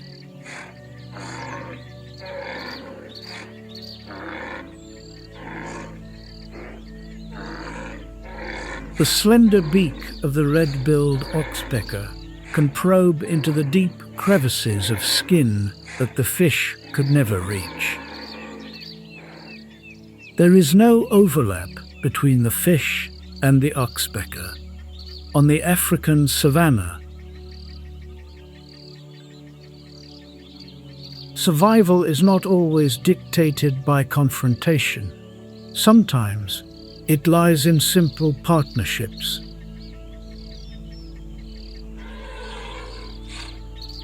Where every species involved reaps its own reward. It is precisely these quiet alliances that play a vital role in keeping the entire ecosystem in balance.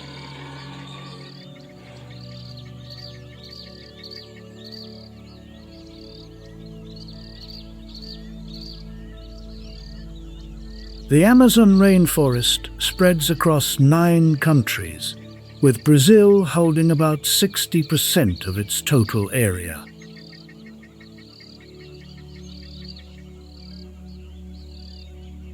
This is the largest tropical rainforest on Earth, where 390 billion trees of some 16,000 species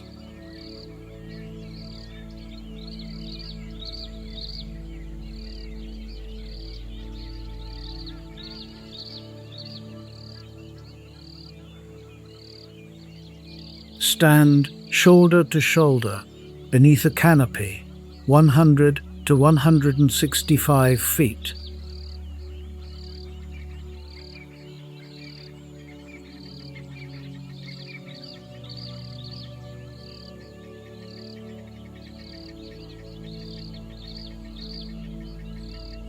About 30 to 50 meters above the ground.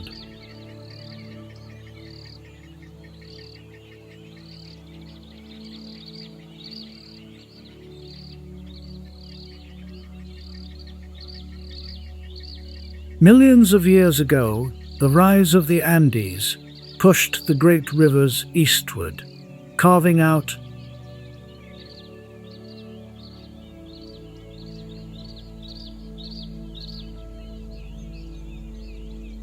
the water system that feeds this vast living cathedral.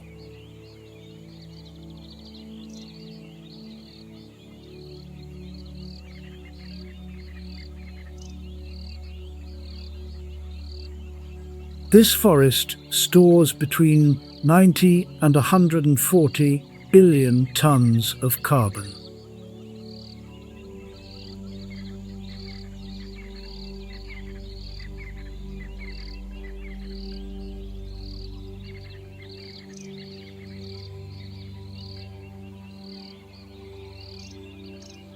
And throughout its history, it has absorbed about 2 billion tons of CO2 a year.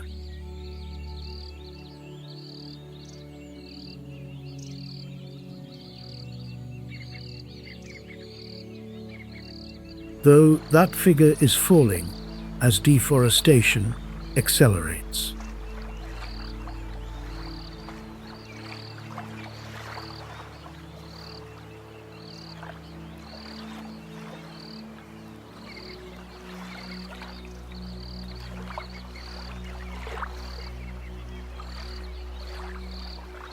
If the Serengeti is an open stage where everything unfolds in plain sight,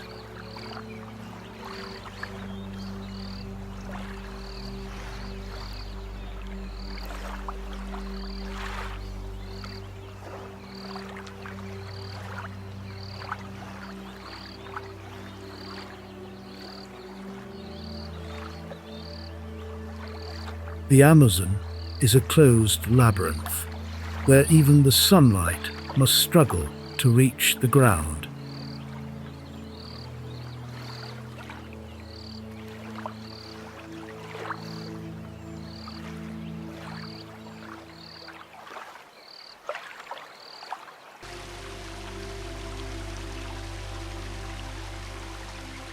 Seen from the outside, Bermuda looks like a charming little paradise. Nestled right in the heart of the Atlantic Ocean, with crystal clear beaches and its signature pristine limestone coastline.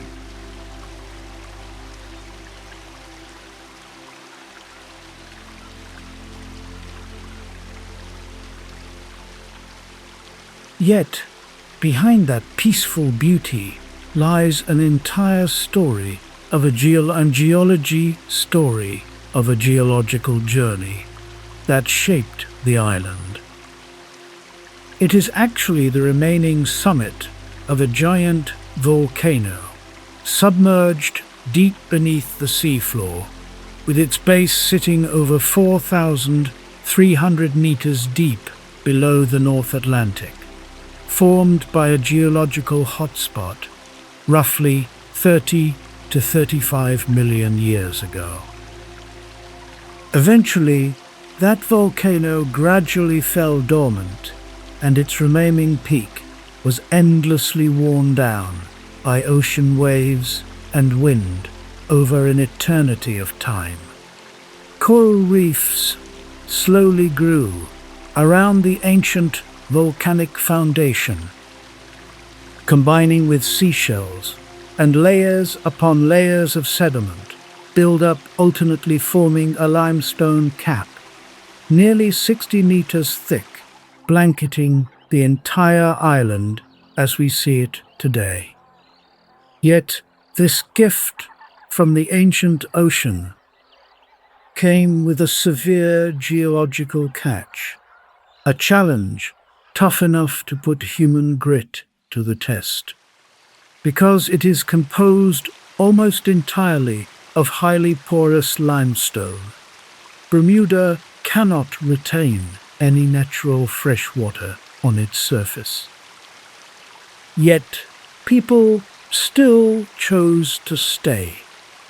Together, they conquered this lonely rock, turning a land devoid of natural resources into one of the wealthiest island destinations and most luxurious spots on Earth. To understand Bermuda's prosperity, first we must look at the ocean that wraps around this island. Bermuda lies entirely within the Sargasso Sea, the only sea in the world bound by no land masses at all, instead shaped by 4 giant ocean currents constantly swirling around it. Most important among them is the Gulf Stream, a current carrying warm tropical waters flowing northward, keeping Bermuda's climate significantly warmer than other places sharing the exact same latitude. Thanks to this incredible edge, each of the birds the island boasts a truly miraculous ecosystem, with waters so clear that you can see down nearly 60 meters, alongside resilient coral reefs, thriving further north than anywhere else in the world.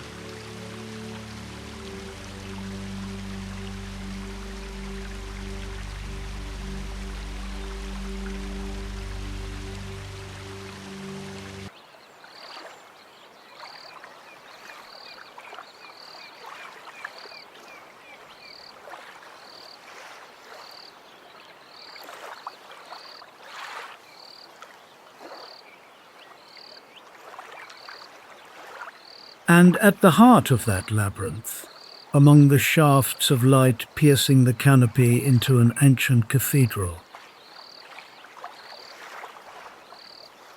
a shape moves. A pair of amber eyes flares to life for an instant at the forest floor.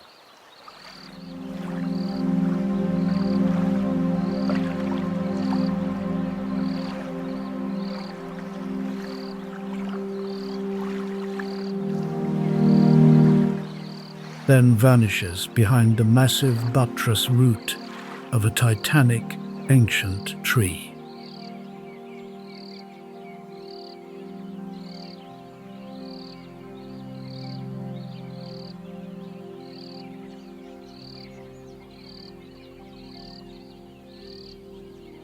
This is the jaguar, the apex predator enthroned, unchallenged at the very top of the Amazon food chain. Across the centuries,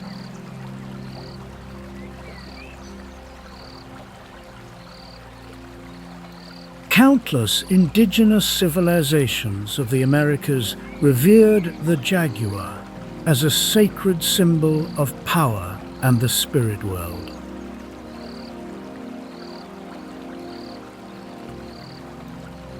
That magnificent sun-tanned orange coat is dappled with black rosettes. Each individual carries a unique pattern.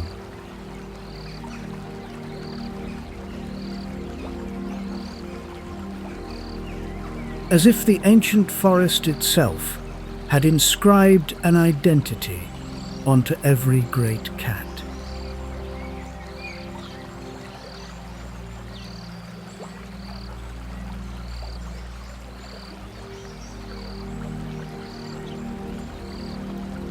The Tupi-Guarani people named it Yagua, meaning the one who kills with a single leap. And the name is no exaggeration. A jaguar is about 1.8 meters long and weighs 70 to 120 kilograms.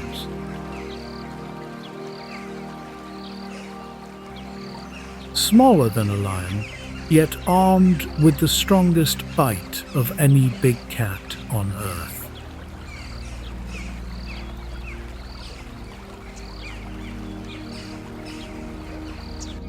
Where the lion clamps down on the throat to suffocate its prey, the jaguar bites straight through the skull or the neck vertebrae. A single devastating strike, precise and decisive, with no need for a drawn-out struggle.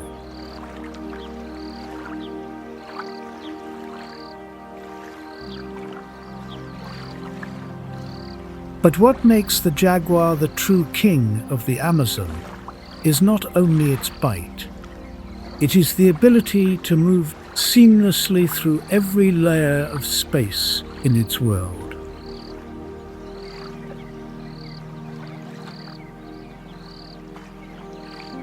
It plunges into the rivers to hunt caiman in their very own domain. It even hunts turtles, driving its canine eyes through the armored shell.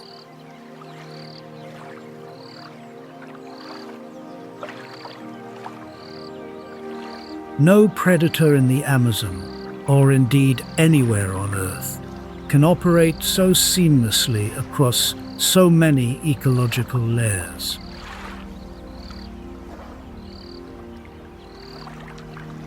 The territory of a solitary jaguar spans about 26 to 103 square kilometers, and it patrols every inch alone.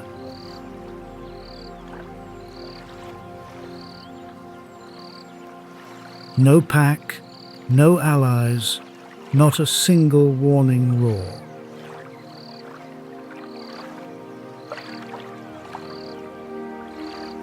Only silence and a flash of amber eyes in a single heartbeat among the leaves. then gone.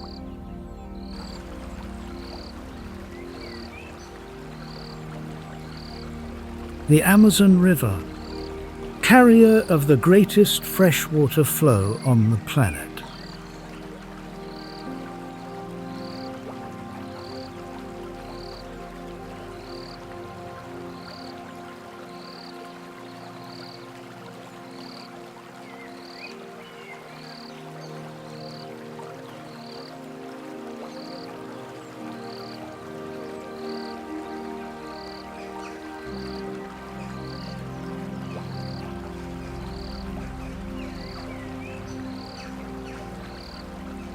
More than 2,200 fish species live in these waters.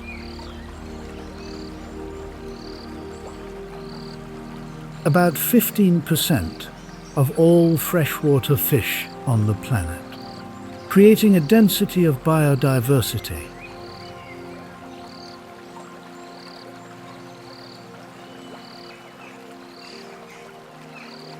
No other river system on Earth can match. The anhiga, also called the snake bird, is the strangest hunter beneath the surface.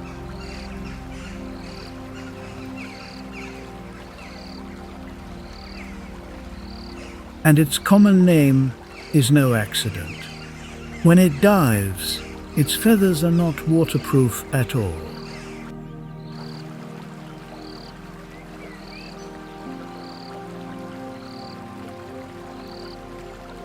Unlike almost every other water bird, which sinks its whole body below the surface, leaving only the long, winding neck above the water.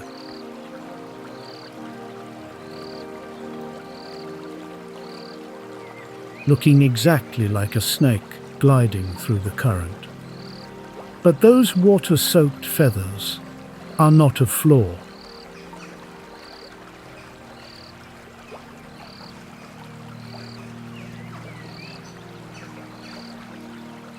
They reduce buoyancy, letting the snakebird dive deeper and maneuver underwater more nimbly than any other bird.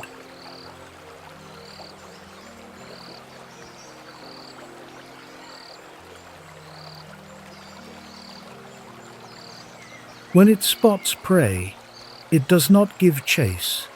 Instead, it drives its dagger-like beak straight through the fish's body.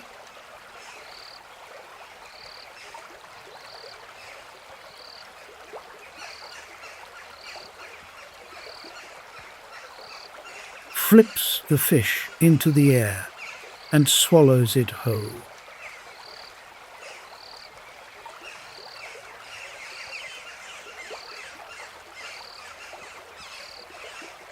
After every hunt, the snakebird must perch on a branch by the river and spread its wings to dry in the sun.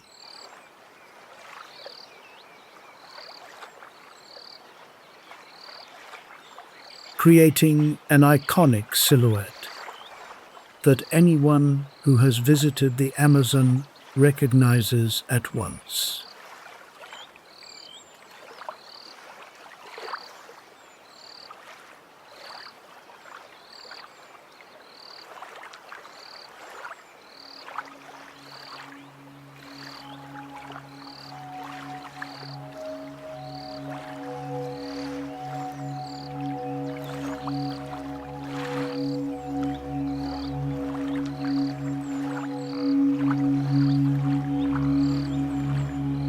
Deeper in the river, the piranha, the fish with the worst reputation and the most feared in all the Amazon.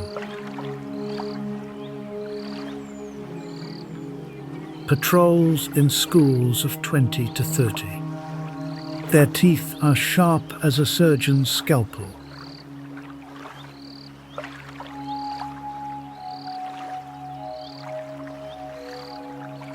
Interlocking like a saw blade, with a bite force reaching 30 times their body weight.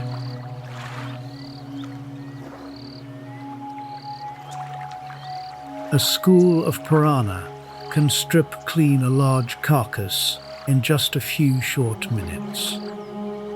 Not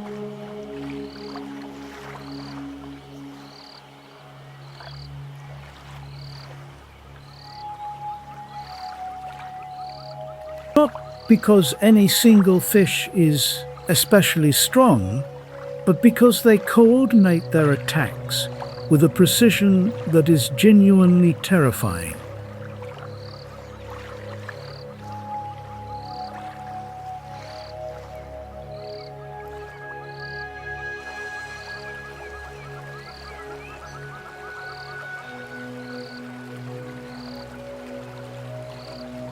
But the truth is far from the myths of the movies. When food is plentiful, the piranha eats mostly plants and carrion.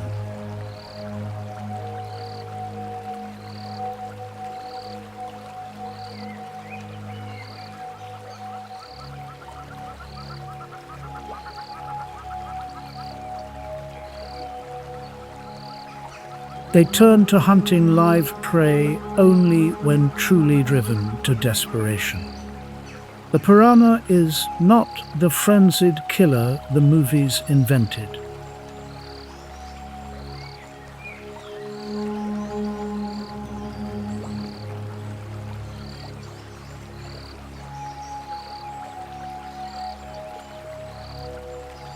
The piranha is not the frenzied killer the movies invented. It is the river's cleanup crew, keeping the ecosystem clean.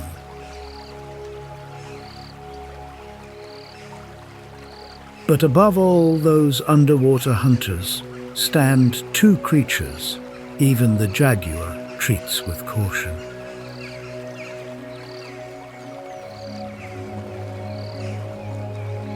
The black caiman reaches 4 to 5 meters in length and weighs about 300 kilograms.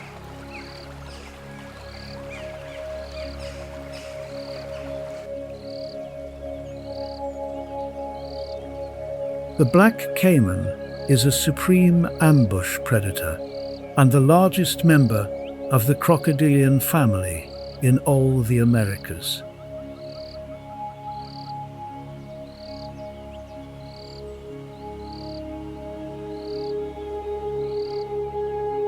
It lies motionless for hours on the surface, showing only its eyes and nostrils, looking exactly like a rotting log drifting lazily on the current.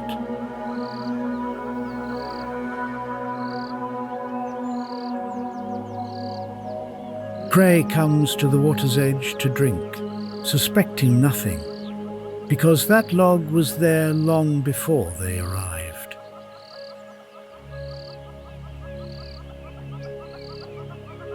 The black caiman needs no speed. It needs patience.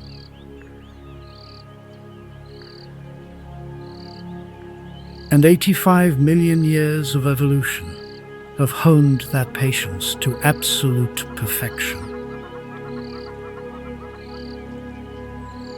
But the black caiman is not the only ruler of the water kingdom.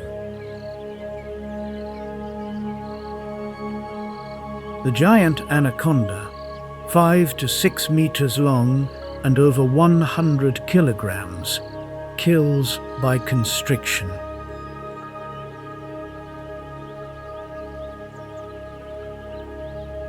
Coil after coil of massive muscle wraps around the victim, tightening a little more with each breath the prey exhales, until the heart stops entirely. The anaconda has no reason to hurry.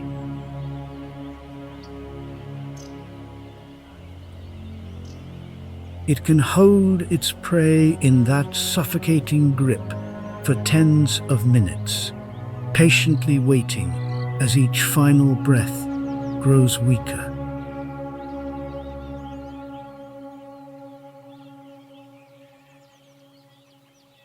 Until at last, only silence remains.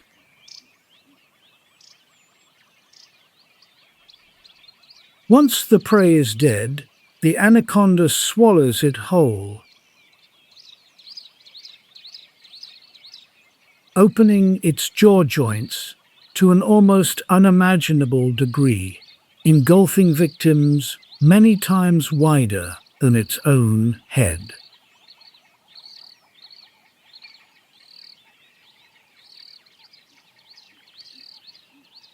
If the black caiman is a sword, swift, precise, lethal,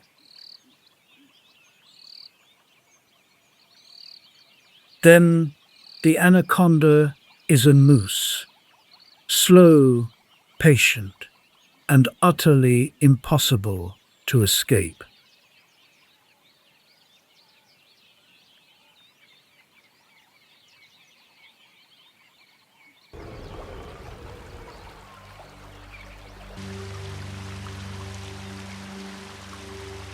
But of course, any gift from the ocean comes with its own set of challenges. Standing alone in the heart of the vast Atlantic, Bermuda also lies directly in the path of severe, sweeping storms. Yet those very challenges, when combined with the island's resilient geological foundation, only make Bermuda's remarkable endurance more impressive than ever.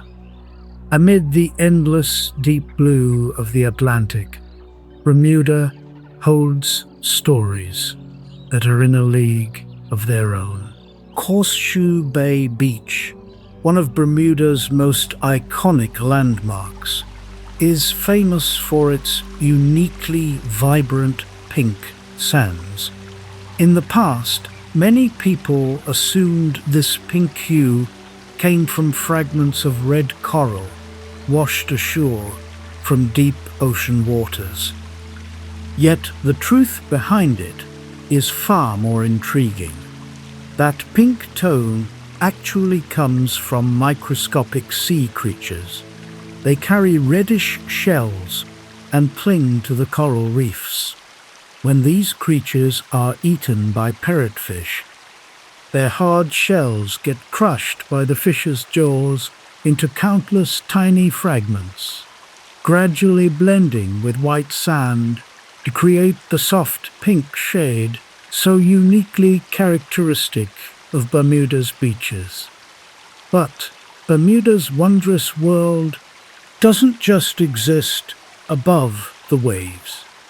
There are over 300 shipwrecks resting on the ocean floor surrounding the island, turning this into one of the most famous wreck diving spots in the world. In the past, coral reefs hidden beneath the water, combined with a location right along major shipping lanes, meant many vessels could not navigate these waters with smooth sailing. Now, those vessels that once represented unfinished journeys have become part of the marine ecosystem, where coral creates life and marine creatures find a new home. And while the ocean preserves Bermuda's history, offshore, deep underground, this island conceals a completely different world. Inside Crystal Cave, every step leads visitors away from the sunshine into a space sculpted by nature's patience. Roughly 30,000 years ago, during the last ice age, rainwater slowly seeped through the limestone, carrying minerals to gradually form shimmering, pure white stalactites. Today, glistening crystals, ancient stone pillars, and a crystal-clear underground lake reflecting light have transformed this place into a realm that feels straight out of a fairy tale.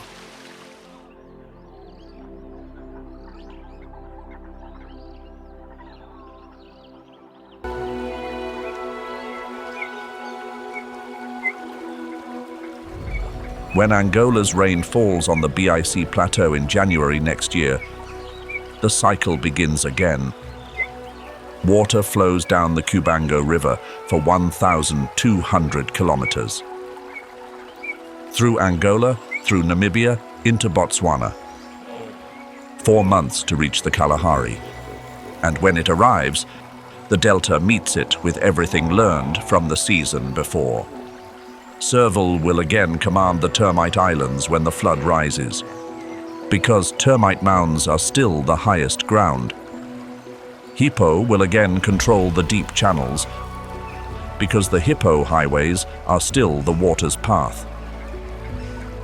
Wild dog will again spend 5 days mapping terrain at the start of the season, because those 5 days are why the 78% success rate exists. Thabo will again mark the eastern termite island, because warthog do not abandon territory, only adapt to what the flood changes. And Kasai will wait again, patient, because lions know their season. This is Okavango, not where the strongest always wins, but where those who know their moment always survive. Greatest wildlife fights in the jewel of the Kalahari. Every flood season in Okavango rewrites the balance, and the species that know this do not need to win every battle. They only need to survive until their season comes. If you want to know what happens when Okavango dries completely, when the channels disappear and every species competes for the last remaining water, the next story is waiting. Hit subscribe and don't miss it. 30 million liters of water every day, 7 months every year. 2.5 million years without interruption. This is Okavango. And every flood season, the lesson is rewritten. Not in ink, but in mud and water. And the memory of species that have lived here longer than any human. The only question Okavango puts to every species is also the simplest. In this season, who are you?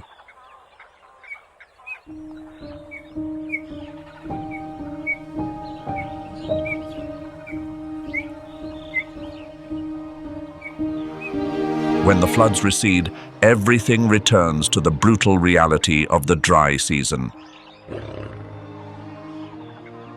The African savannah is not the only place where evolution has forged a ruthless food chain. Nearly 9,000 miles away across the Atlantic, another great furnace burns. Here, supreme power does not operate under blinding light. It hides in shadows that crawl across the earth and whispers in absolute silence. Ground temperature reaches 80 degrees Celsius. Air rises like steam from a scalding pan, bending the horizon into shimmering, trembling mirages.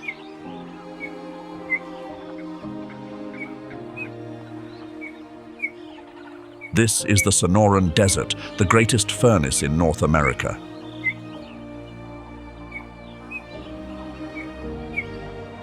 Stretching across more than 100,000 square miles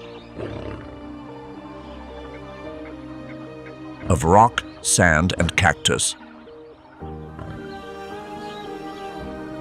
running from Arizona through California and cutting across Mexico.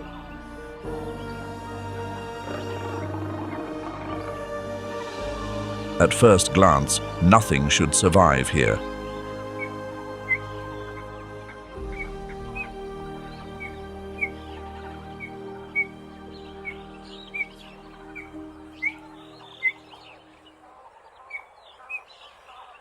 The answer begins at the bottom of the food chain. Here, a creature that must live every single day. as if it were the last, the desert cottontail. Weighing barely 3 pounds, around 1.3 kilograms, and stretching just 15 inches long, it is a moving meal for almost every predator in the Sonoran. Its greatest survival weapon is a pair of massive ears that account for up to 14% of its body mass. Those ears are a perfect biological heat dissipation system. A dense network of capillaries inside the ear expands under the heat, radiating body temperature out into the air. Without this mechanism, the desert cottontail's blood would, in the most literal sense, boil from the inside out. At dawn and dusk, when temperatures drop slightly, the cottontail finally leaves its shelter. It moves using a technique known as shade hopping, leaping from one patch of shadow to the next, as if the ground between them were molten lava. Each leap carries a life or death calculation. The distance between two patches of shade, the sun's angle, and the direction of wind that carries the scent of predators. Every predator wants the desert cottontail, but not everyone dares touch the creature that comes next. The desert horned lizard is tiny, moves slowly, and at first glance resembles a rock that grew legs. Its body is encased in a layer of razor-sharp spines, making it a meal that is, in the most literal sense, impossible to swallow. Any predator foolish enough to try will find dozens of spines driving through the roof of its mouth. Its camouflage allows it to blend completely into desert rock and sand, but that is only the first line of defense. When cornered, the horned lizard activates a weapon no other reptile on the planet possesses. It shoots a jet of blood from the corners of its eyes, up to 1.5 meters. Its blood carries an intensely bitter compound that forces coyotes, foxes, and even snakes to spit it out and retreat immediately. The most terrifying biological weapon in the desert does not come from claws or venomous fangs, but from a pair of eyes. In the Sonoran food chain, the horned lizard has proven one truth. That defense is the currency of survival.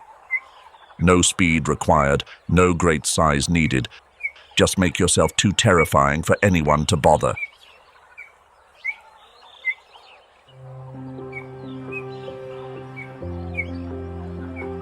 There is one creature that has gone even further. It uses neither blood nor spines to defend itself, but weaponizes the fear of others. The burrowing owl, the only owl in the Sonoran that lives underground. Unlike its relatives, it hunts during the day, taking insects, small mice, lizards, and anything it can fit in its beak. Its unusually long legs allow it to sprint across open ground, making it a ground hunter wearing the mask of a sky predator. The burrowing owl does not dig its own burrow. It squats. Any abandoned tunnel left by prairie dogs, desert tortoises, or badgers becomes fair game. When an enemy approaches the burrow entrance, the burrowing owl produces a sound that freezes every creature in the desert, the warning rattle of a rattlesnake. Not a real rattlesnake, just the owl itself, perfectly mimicking the sound of the desert's most feared killer. In the darkness of the burrow, no intruder dares take that risk. With no venom and no spines, the burrowing owl has turned fear itself into its ultimate weapon. Sometimes pretending to be dangerous is more effective than being dangerous at all. But this false rattle only works when a real rattlesnake is not nearby. In the Sonoran, rattlesnakes are always close.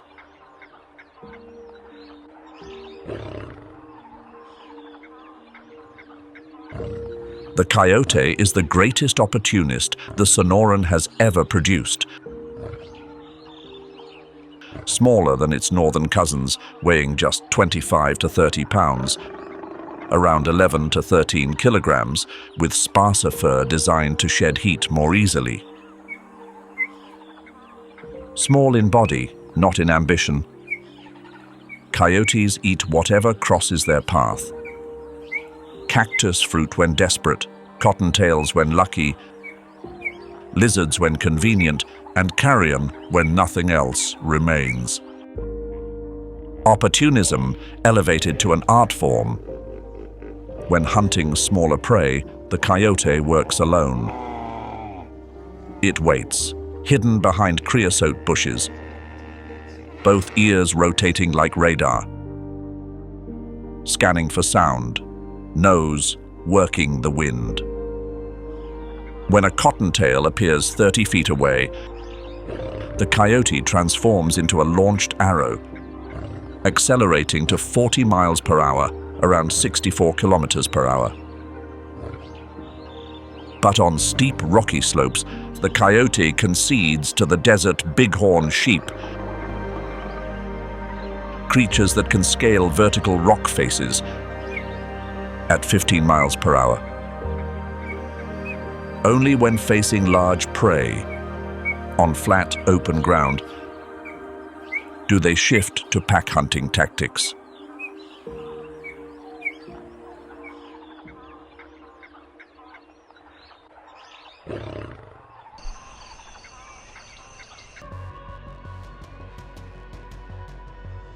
That is the ideal distance to begin a hunt on firm ground. But between Azura and the gazelle are 180 meters of flood season mud. The gazelle only needs to run fast enough to reach deeper mud.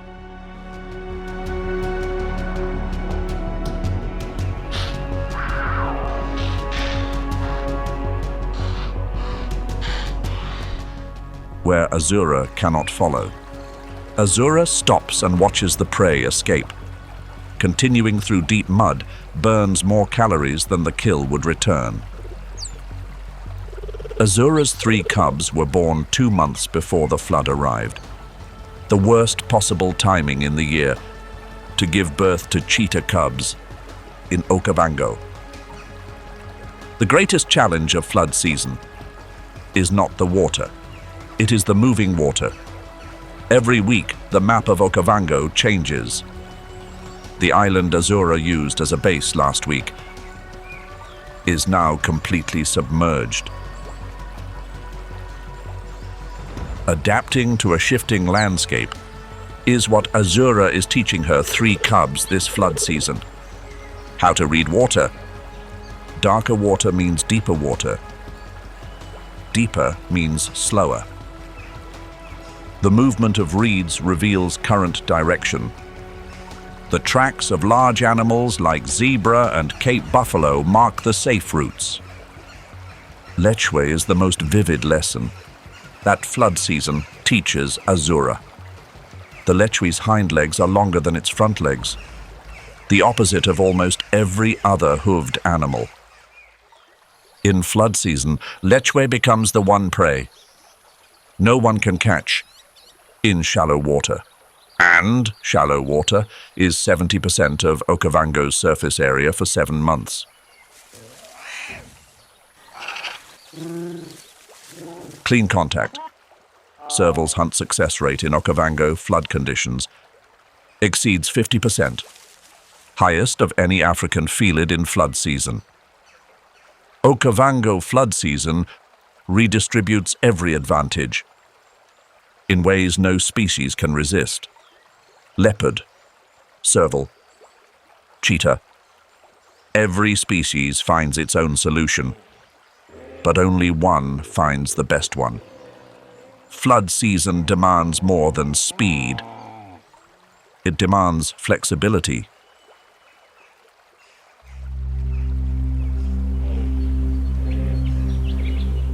Mosey does not need land territory. She needs the channel. The lead female, 2,800 kilograms, 22 years old. Controlling 8 kilometers of the delta's main channel by the simplest method possible. She is always there. Mosey's pod of 22 hippos. The paths they carve into the channel floor are called hippo highways. Grooves 80 centimeters deep and 1.2 meters wide, running along the channel in the direction that optimizes flow. The channel ecosystem is maintained.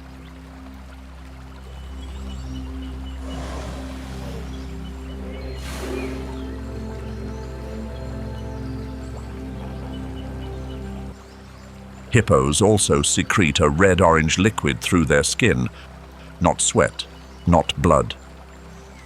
That is hipposudoric acid, the only known natural sunscreen, antibacterial and antiseptic compound in any mammal. In 12 hours of daily submersion, their skin stays free of infection, free of parasites, free of the bacteria that fill the channel.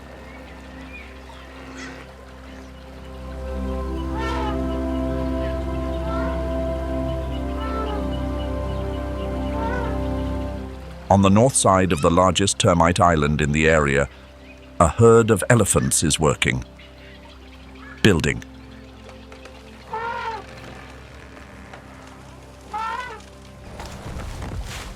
African elephant is the only species with the weight and strength to break through the raised earth banks between islands and channels. Humans spend decades and millions of dollars building irrigation channels. Okavango lets elephants do it for free, and the result is better, because elephants follow the natural water gradient, not an engineer's blueprint.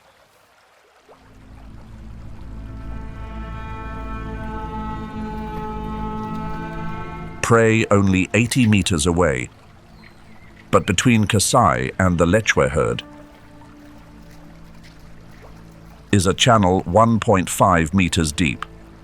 A 190-kilogram lion in 1.5 meters of moving water is not a threat. It is a heavy object being pushed sideways by the current.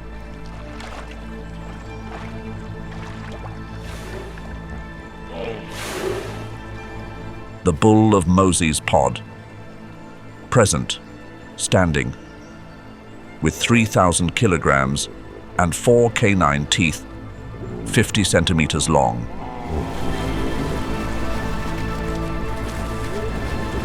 First defeat of this flood season.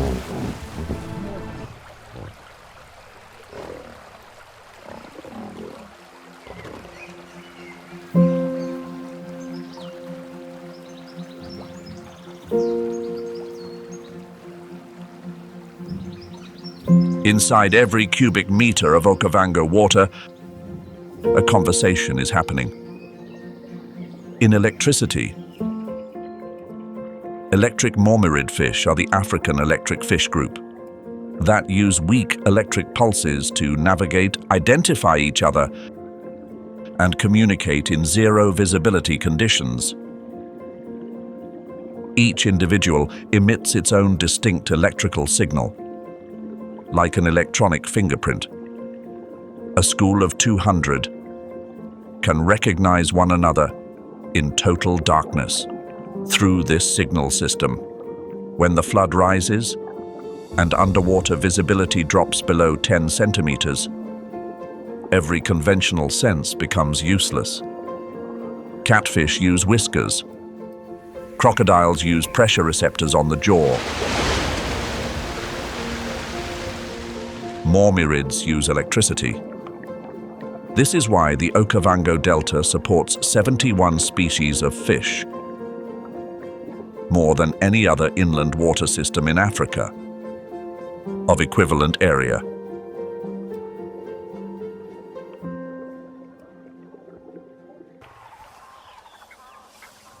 Kasai's defeat against the buffalo herd causes no immediate harm to the pride's health.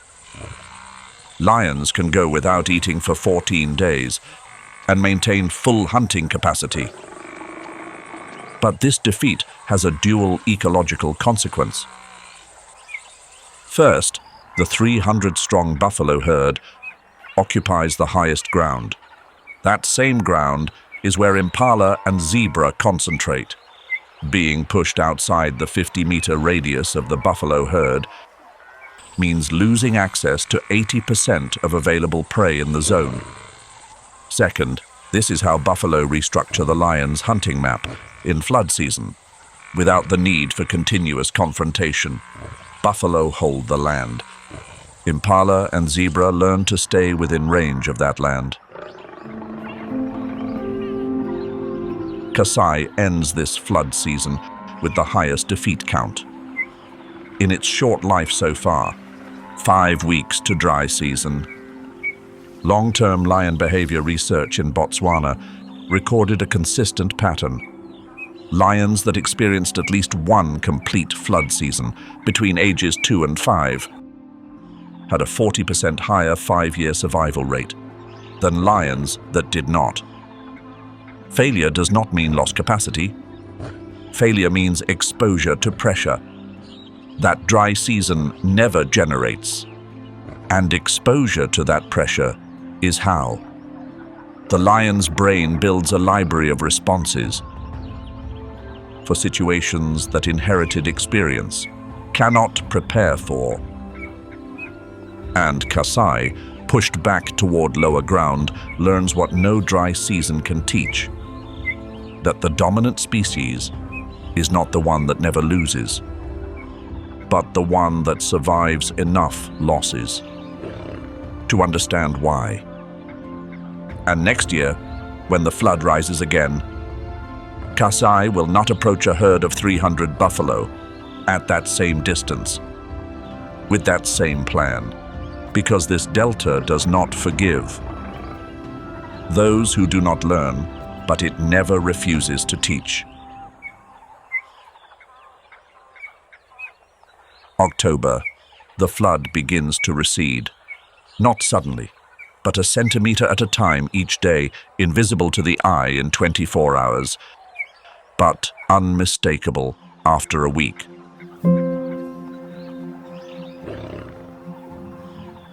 Mud exposed under sun.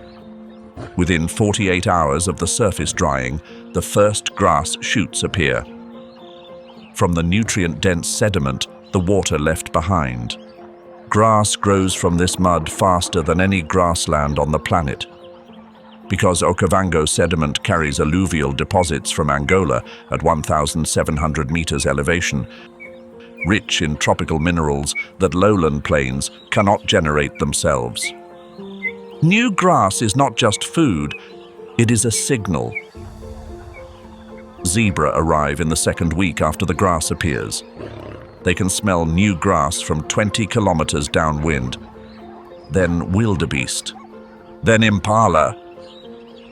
And when enough prey gathers on the new floodplain grassland, the delta calls the lions back. Firm ground returns 80 kilometers per hour to Kasai. Flat plain returns the capacity for straight-line pursuit. Open ground without dense vegetation returns a 300-meter visual advantage. Azura also returns to the dry floodplain. Hunt success climbs from 25% in flood season mud back to 45% on firm ground. Azura's 3 cubs grew through 7 months of flood. By learning to hunt smaller prey in difficult conditions, field mice, lizards, small birds in shallow water, Not the skills of an adult cheetah, but skills impossible to learn on dry ground. All three will become adult cheetah, who know what flood season is and know that speed is not the answer to every question. Tamar loses the catfish frenzy advantage when the water recedes, but in 7 months of flood, she accumulated enough energy to reproduce successfully. 2 serval cubs beside Tamar are the product of one rich flood season. Serval produce 2 to 3 cubs when conditions are good, and 1 or none when conditions are poor. Flood season is the best possible conditions for Tamar. 2 cubs surviving to October is a rare success rate in the wild.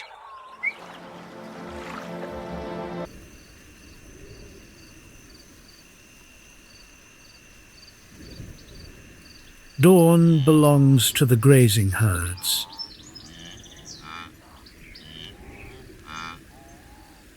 A single mouthful of water here can cost a life. No animal drinks without lifting its head to watch. Where life gathers thickest, death stands closest.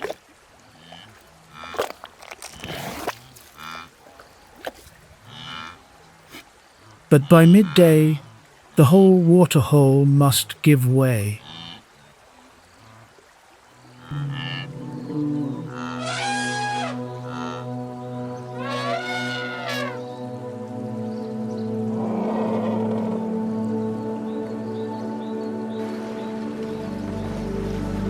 Elephants are large enough that no predator dares provoke them.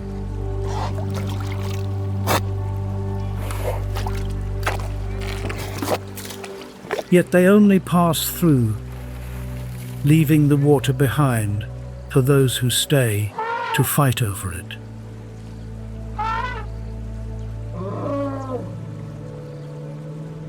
Meanwhile, jackals live off the mistakes of others.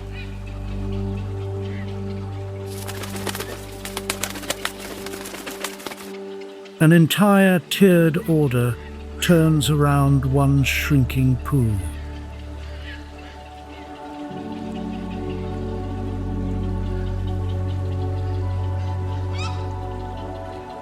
With every passing day, the water pulls back a little further, and the web draws tighter.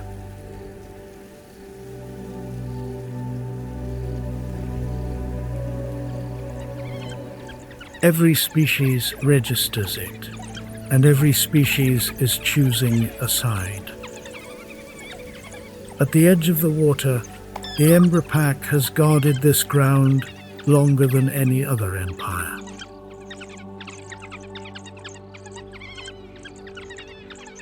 They have held it as though time itself were on their side. But in a season of thirst, a long history saves no one. Amara's pride is closing in.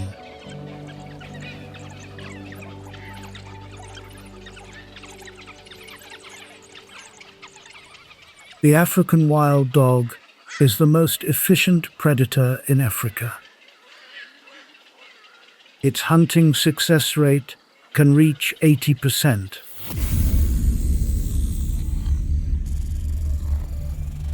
Three times the figure for lions.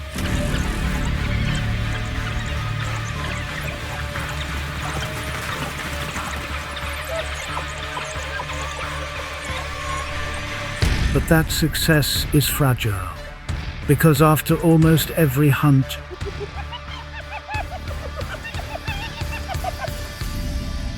part of the prize is stolen by someone else.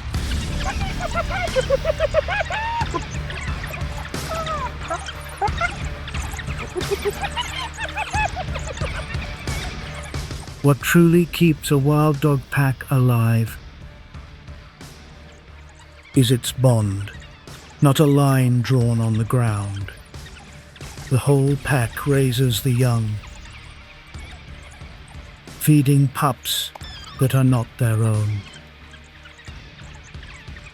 And because they need a pack large enough to survive, today, across the entire continent,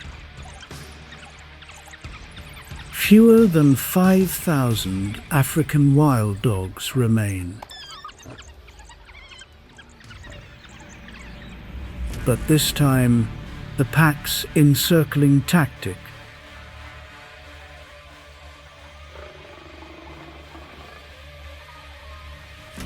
runs into a limit it cannot cross: raw weight.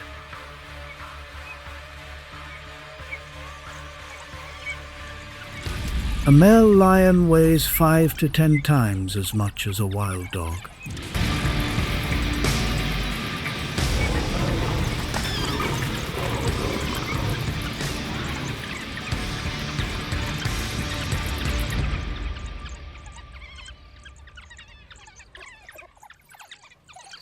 The wild dog pack holds for a moment, then breaks. They are forced off their ancestral ground, carrying a loss that will never be replaced. For a species already on the edge of extinction, losing territory is a long step closer to the end. And this is how the land works as a web. Each time one species shifts, the whole system moves with it. The one that loses ground pushes another aside. And that one pushes into the territory of a third. So what do you think wins? Numbers and tactics? Or the power of a single individual? But the throne the pride just won will not hold until morning. Because in the dark, a third empire is already moving in.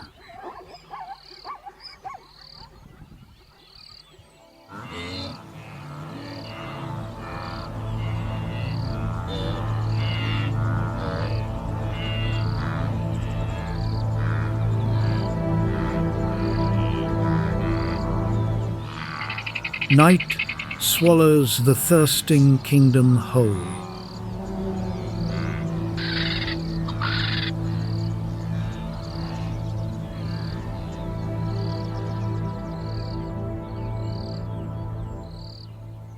Quito lives a solitary life.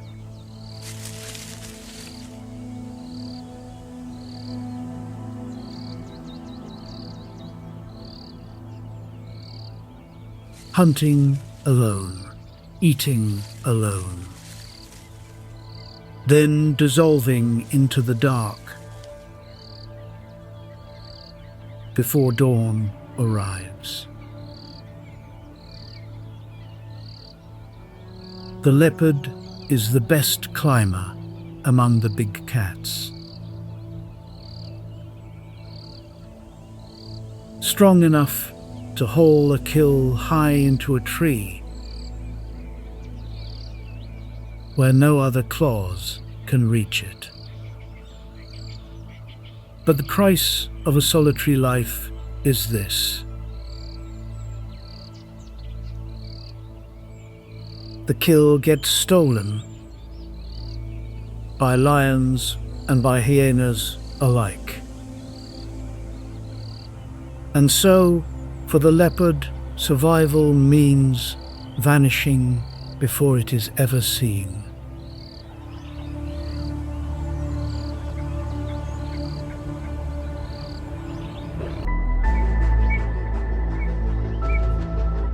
As the final light retreats, the Masai Mara transforms into an intense sanctuary for shadows. For the wildebeest herd, existence narrows to the keen vigilance of hearing and scent. They stand close together, every nostril flaring to detect a stray molecule of scent in the night wind. Yet nature often favors the most capable. Strong night gusts not only distract the senses of the prey, but also completely veil the footsteps of those gathering in the darkness. In the thick darkness, the lioness possesses an overwhelming biological advantage. Their eyes are a masterpiece of evolution, with light-sensitive rod cells 6 times more effective than human vision. A reflective layer behind the retina allows them to capture every stray particle of starlight to reconstruct a clear image of their interest. However, superb eyesight is only one part of the story. A lioness carries a relatively small heart, making up about 0.5% of her body weight, which prevents her from sustaining long-distance pursuits. Her assets are explosive energy and extreme patience. The lionesses do not work alone. They function as an organized special unit. Through subtle glances and quiet vocal cues, they have their strategy down to a science, pinning their interest in a pincer movement. Those on the wings begin to direct the wildebeest herd, steering them straight toward the members waiting in the center. When the gap narrows to 20 meters, the silence is completely lifted. The lead female surges forward with an explosive speed of nearly 60 kilometers per hour. Amidst the chaos of 1,000 hooves, she zeroes in on a single individual thanks to her sharp motion detection. A sudden strike combined with a firm hold on the throat interrupts the air supply of the subject.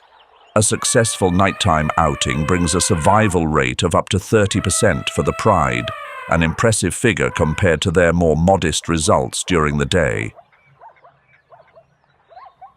In this nocturnal kingdom, superior teamwork and vision turn these shadows of the brush into the ultimate masters of the life cycle.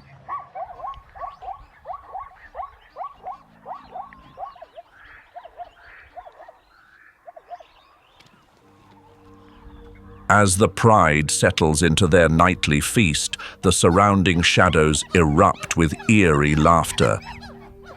The spotted hyenas have arrived, the most persistent figures next in line at the site.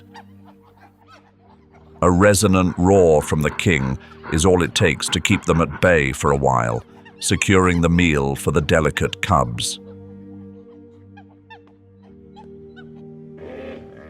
Yet the patience of these scavengers knows no bounds.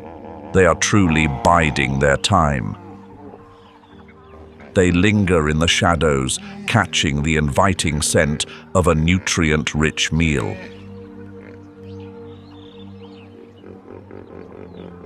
At the forefront of the cleanup crew is the spotted hyena, a creature with an incredible bite force of 9,000 newtons.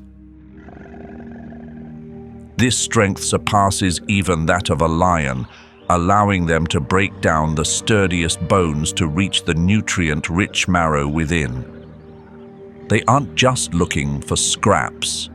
They consume the skin, horns, and every tough remnant left behind, going the whole 9 yards. Their digestive system functions like a natural chemical plant, with potent stomach acid, capable of fully processing even the most durable tissues. As the lion pride finally moves on, a new commotion begins with the arrival of the black-backed jackal.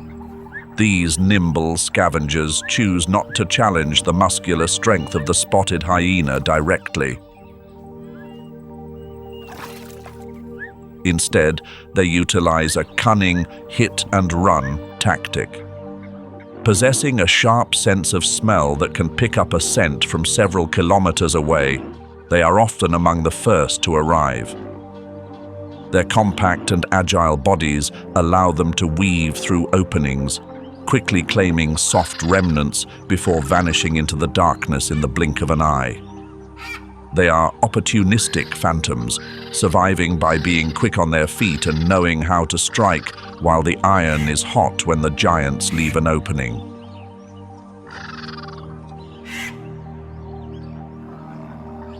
The true conclusion of the feast belongs to the vultures as the first light of dawn appears. Though they often watch from the skies, they must wait for the mammalian hunters to move on before they can step in. These biological cleansers use their sharp, hooked beaks to clear the final remnants from eye sockets and the deepest reaches of the ribs.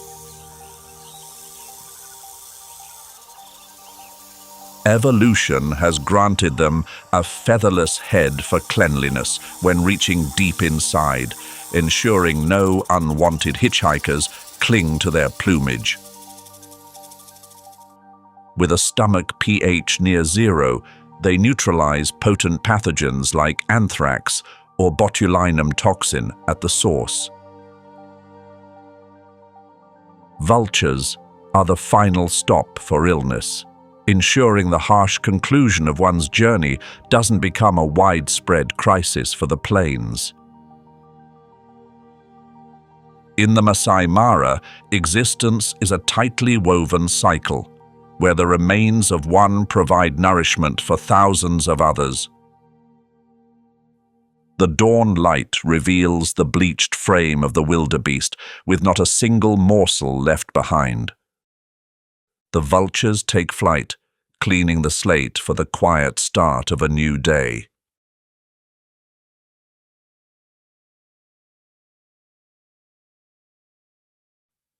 The Great Migration is often seen as the eternal heartbeat of East Africa, a cycle of life that never truly comes to a halt. However, the years 2024 to 2026 have brought unusual shifts that have shaken up the old ways.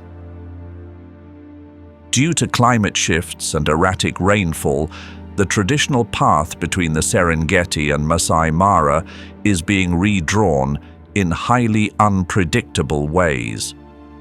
Instead of completing the full loop into Tanzania, many small groups have chosen to turn back midway or remain in surrounding private conservancies as long as the grass stays green. This flexibility is how they adapt to meet the challenges of the changing climate. Within this massive flow, order is found through an unusual alliance between very different neighbors. Though they boast overwhelming numbers of 1.5 million individuals, wildebeests are notoriously poor at finding their way. Fortunately, they have the zebra, the living compasses of the plains. With exceptional spatial memory, zebras recall every river bend and path from years past to guide the massive group in the right direction. In return for that guidance, the wildebeests bring a masterful sense of smell to the table. They can detect the scent of rain and moisture from up to 50 kilometers away, leading the group toward freshly watered pastures. This partnership is also visible on every stretch of grass they cross. Zebras, with their sturdy teeth, handle the older and tougher grass tops first. This naturally clears the area, revealing the tender young grass beneath for the wildebeests. They need each other to thrive, forming a perfect biological team that overcomes every hurdle, working hand in glove to keep moving forward.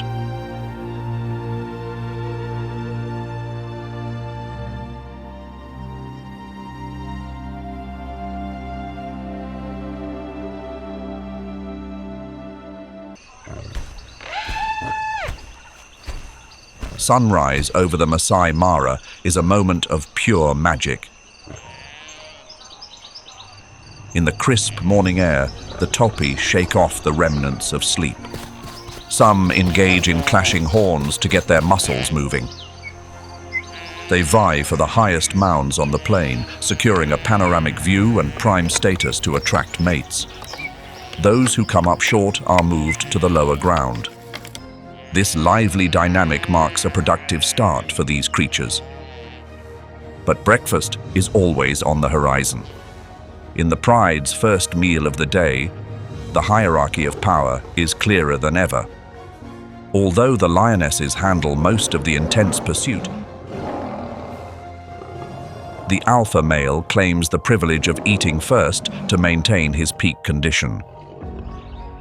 Sometimes the dominant male uses this right as a social discipline tool. If a female declines a mating request, the male may strictly prevent her from touching the prize she secured herself. This firm approach ensures he is always calling the shots during his tenure. A male lion's throne is a fleeting position. On average, a king only keeps his crown for 2 to 3 years before being unseated by younger, stronger rivals. When young males in the pride reach about 3 years of age, they are sent away by their father to prevent inbreeding and remove any seeds of rebellion. For now, they must simply follow their father's lead and offer comfort to their weary mother. The hyena clan has been vocal since daybreak. Now the sun is high in the sky. Yet the foraging party has not returned.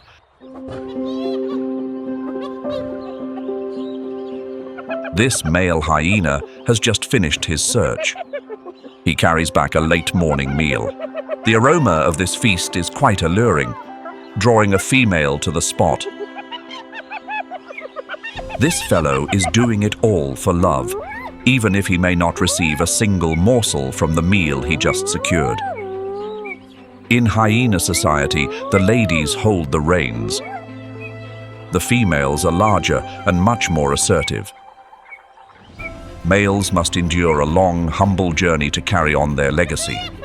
They must constantly lower their gaze, tuck their tails, and step back whenever a female draws near. A clever male will choose to be a dedicated shadow. He will trail his interest for weeks or even months, maintaining a respectful distance and appearing as harmless as can be. He even learns to show affection to the dominant female's own young to get in her good graces, truly paying his dues to win over the queen.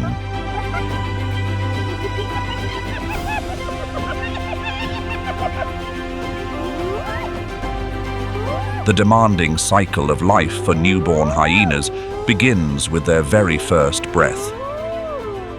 Unlike most other mammals, spotted hyena cubs enter the world with a full set of teeth and eyes wide open. Their quest for status ignites within the first days of life.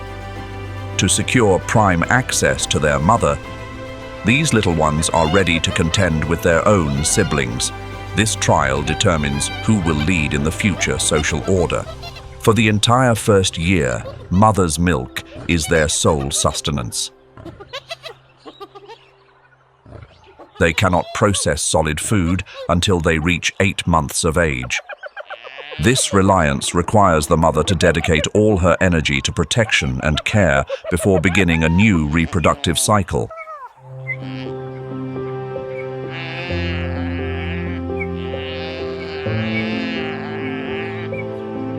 This shivering newcomer has just been brought into the light.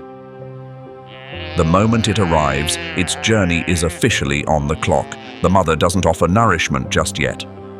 The little one must prove it is a fighter. Merely 15 minutes after birth, the young antelope must find its stride.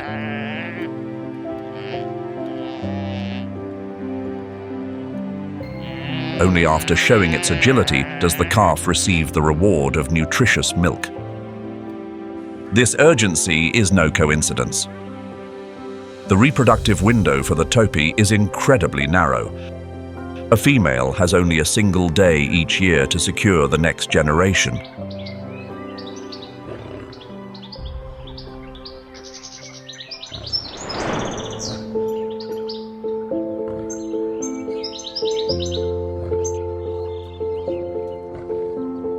Contrasting the grazer's instant agility, these hunters start off still wet behind the ears in total fragility.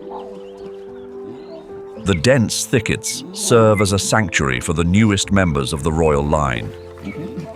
Lion cubs are born completely sightless and delicate, weighing only about 1 kilogram. They must remain tucked away in dens for their first 2 months to stay out of sight from other wandering eyes, and from their curious older cousins as well. This is the most sensitive stage. New life is shielded only by the protective instincts of the mother. Quite a distance away lies the territory of the lion pride, a large family unit. Prides in the Masai Mara can reach up to 20 individuals. Strength resides in the unity of the female alliance. They form a supportive matriarchy, where lionesses co-parent the young and hunt together.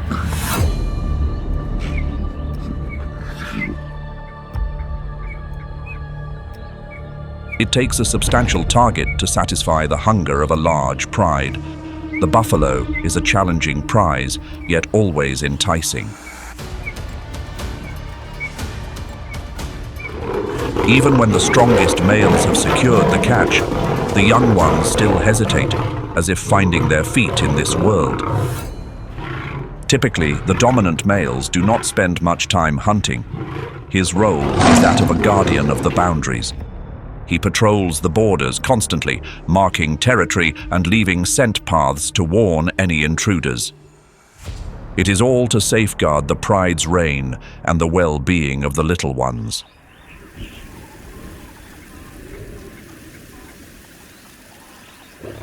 As the sun reaches its peak, the Masai Mara transforms into a massive furnace.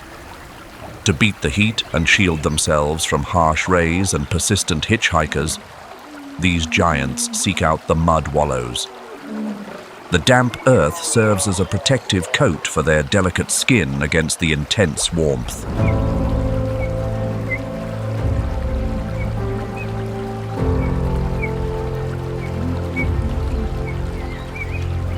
Unlike the elephant herds that use mud as a temporary mask, the hippopotamus chooses to rule the currents to beat the heat.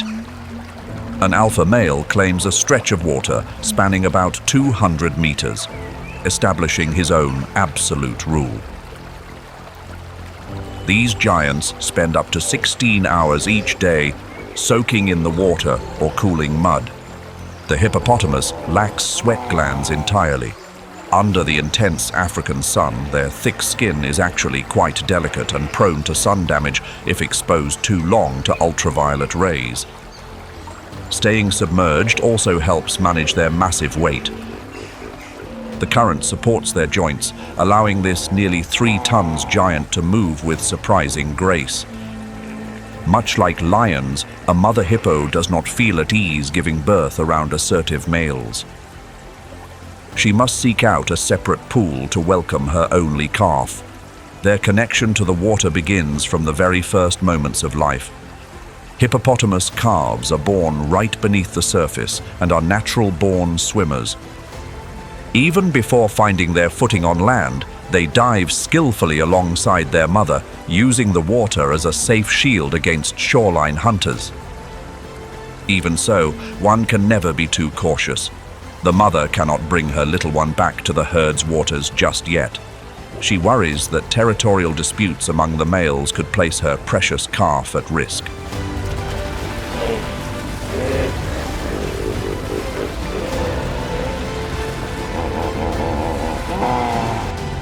The solitary mother becomes fiercely protective toward anyone who draws near her and her calf's pool, even if it is a lion.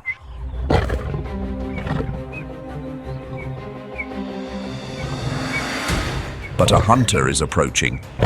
She is in need of a drink, but the hippo will not allow her to come any closer. Having raised young before, the mother knows exactly what this lioness is capable of. They are master hunters, and her calf would be quite a prize for them. A firm snap toward the head. with a jaw that opens 150 degrees and teeth far larger than those of a lioness. She easily convinces the predator to take a hike and forget her thirst.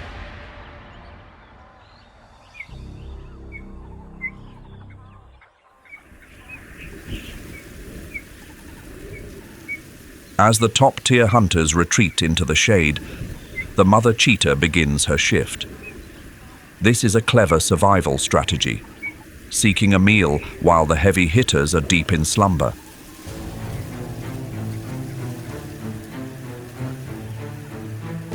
Unlike the single mother working hard to raise a litter of 4 to 6, the males often choose a different path as they mature. They form a tight-knit coalition, often brothers from the same litter, to collectively safeguard a vast territory of 13 to 130 square kilometers. In the world of cheetahs, unity helps them hold on to lands rich with resources. A coalition functions as a truly egalitarian society. Those living alone often find themselves in poorer condition and rarely keep their ground against the competition of these close-knit male groups. Today, 4 cheetah brothers are setting their stage. The target is a zebra. Once the target is identified, the biological machine kicks into gear.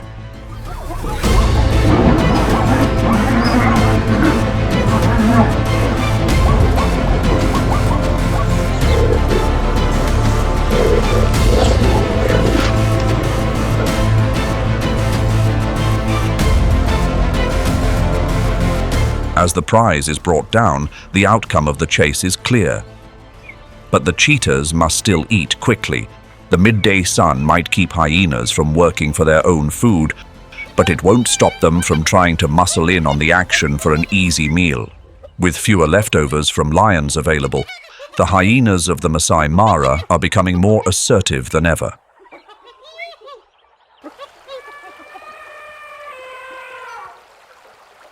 At midday in the Masai Mara, the sunlight is an unrelenting force, seeking moisture from every living being.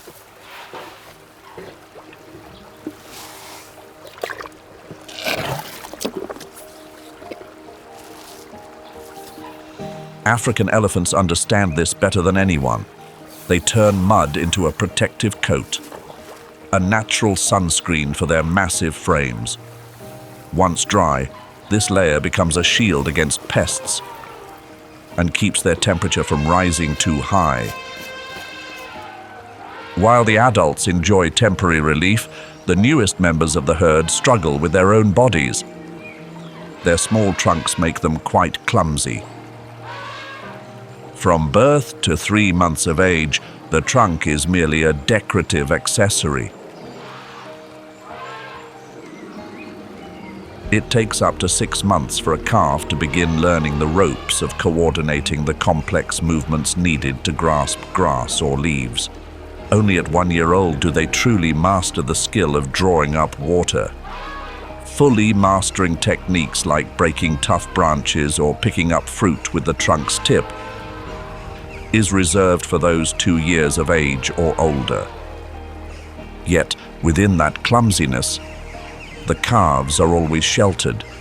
Elephant milk is a premium nutrient source, rich in fats and proteins, allowing the young to grow rapidly at an average of 1 kilogram per day. Here, the concept of family is fully realized. The aunts, sisters, and grandmothers in the herd all participate in raising the little ones. However, the intensity of a drought sometimes tests the limits of endurance. The elephant herd is always on the move. Their journey spreads nutrients, levels the ground, and even clears paths through the brush. The matriarch leads the way as she is the most respected figure. But not every young one can keep pace with the elder female. A pressing thirst leaves the elephant herd feeling weary. This presents a prime opening for the lions.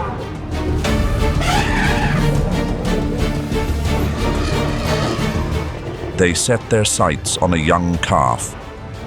The thing remaining is the profound sorrow of a mother with a heavy heart. Before the weight of her recent loss has even begun to lift, the mother elephant must already face the scavengers.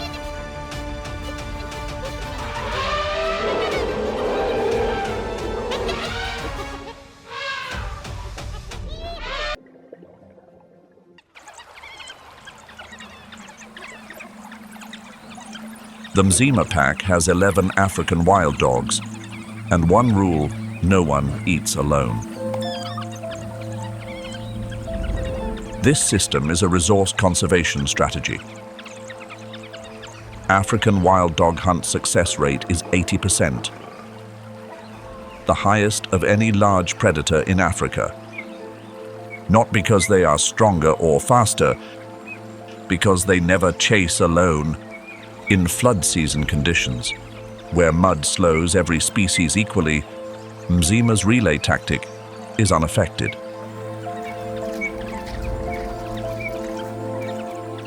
The Mzima pack spent 5 days mapping the new Channel territory before beginning to hunt in flood season.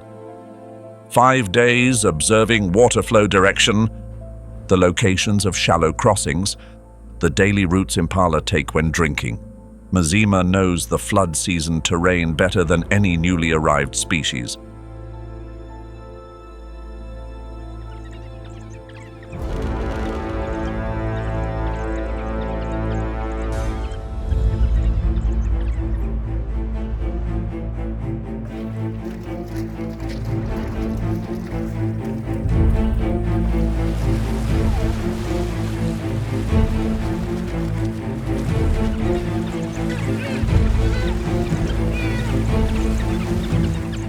From day 6 onward, success rate climbs steadily, with each day of accumulated data. In the Delta's deepest channel, a species not on anyone's list of dominance candidates is preparing the most remarkable performance of flood season. African sharp-toothed catfish is not an apex predator in the traditional sense, but it has one capability that no other fish in Okavango has: direct air breathing.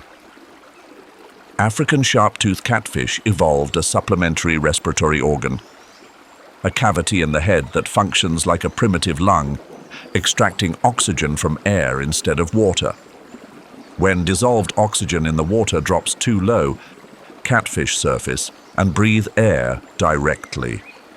That capability lets them survive in low oxygen zones that every other fish species must abandon.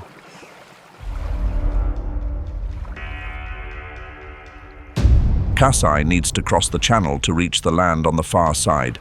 In dry season, this is a 20-second swim through shallow water. In flood season, the channel is 3 times wider and 1 meter deeper. The hippopod sits between the start and the destination.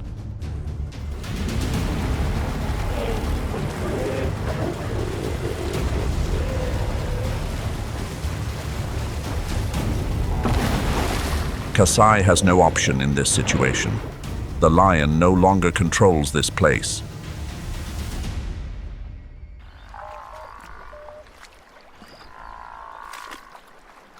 Cape buffalo have reached a threshold that no African predator can confront alone. A mature bull weighs 700 to 900 kilograms. The boss horn takes 8 years to fully form.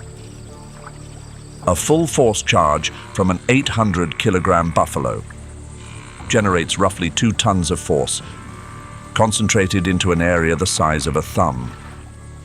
Within the herd, mature bulls rotate sentry duty.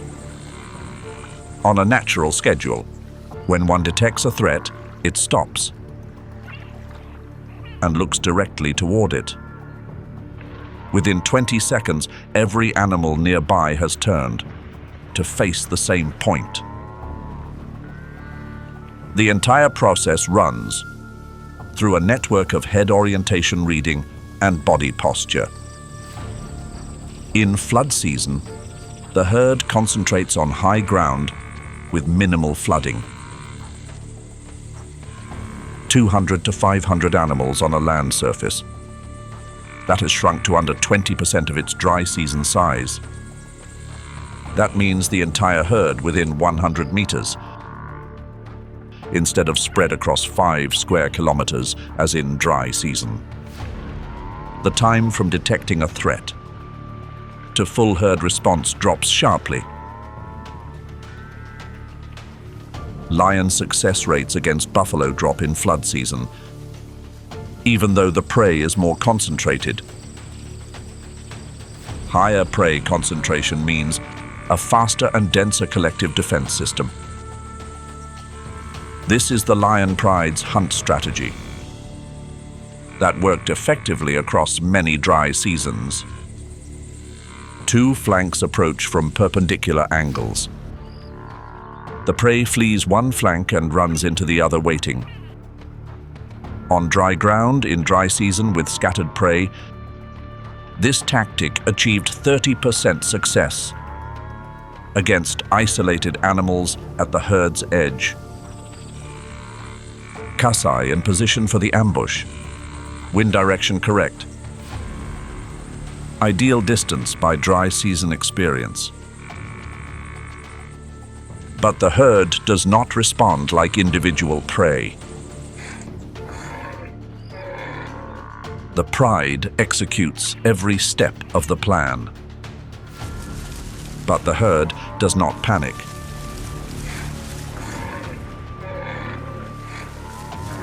When the lead bull drops its boss horn and moves forward, that is the signal. 300 buffalo moving in the same direction.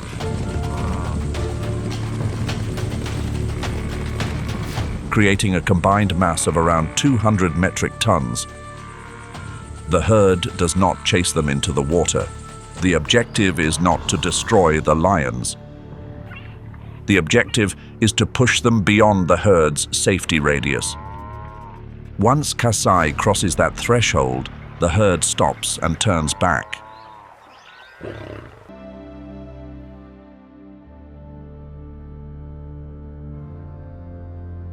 Known as the simpletons of the savannah, wildebeests are actually the planet's greatest ecological architects.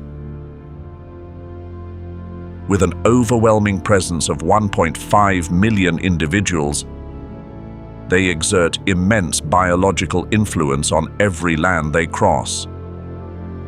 The secret behind leading 1 million creatures to find the rain lies in their extraordinary sense of smell. A wildebeest can detect moisture in the air and the scent of damp earth from 50 kilometers away. This primitive navigation system is more precise than any man-made device, turning them into true storm chasers on the plains. Amidst the swirling dust, the constant calls serve as an invisible thread of connection. This is why they are also called the gnu. This continuous vocalization ensures no individual strays within the massive sea of life, keeping them all on the same page where visibility is often hampered by sand and heat.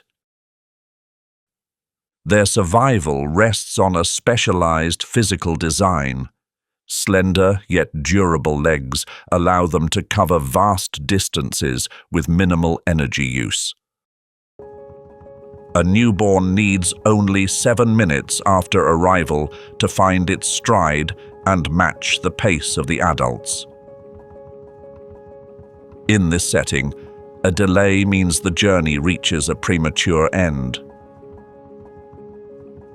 When facing the Mara River and its resident Nile crocodiles, collective intelligence replaces individual commands. There is no single leader who actually gives the order to cross. The decision to enter the challenging waters is the result of mounting pressure once their numbers at the bank reach a tipping point. Those at the water's edge are moved forward by the weight of the thousands behind them, creating a powerful and irreversible domino effect.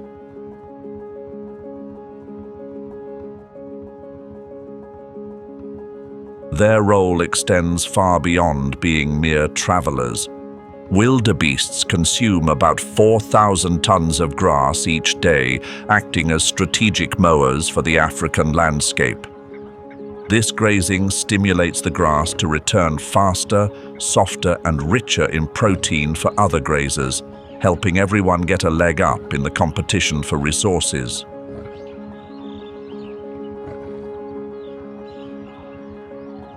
They are also mobile fertilization plants, spreading tons of nutrients to restore the soil's vitality and prevent land degradation.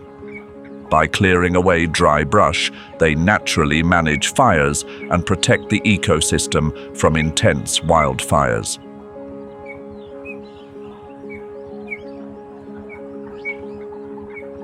Their contribution is the lifeblood of the African plains. They serve as a vital resource for prides of lions, leopards, and hyenas.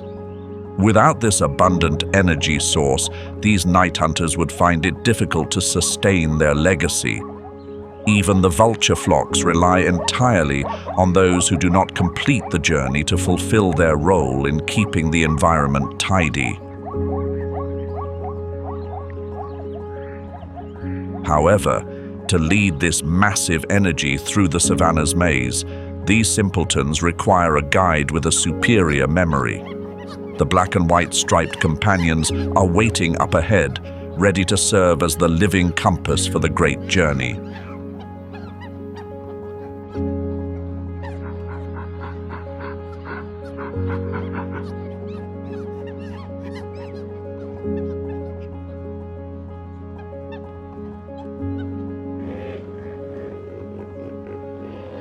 If the wildebeest herd is the roaring engine of the Great Migration, the zebra is the navigational brain and the most valiant vanguard. Roughly 300,000 zebras participating in this trek are not merely tagging along. They hold the keys to survival that the wildebeests completely lack. This partnership begins with a silent agreement within their digestive systems. While wildebeests are ruminants requiring tender grass, zebras are hindgut fermenters.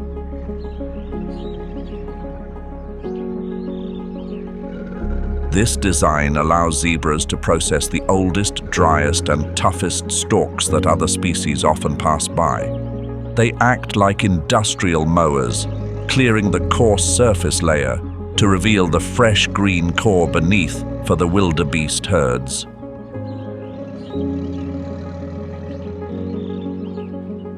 A perfect division of resources helps both coexist on parched land. However, the zebra's true contribution lies in its superior visual navigation.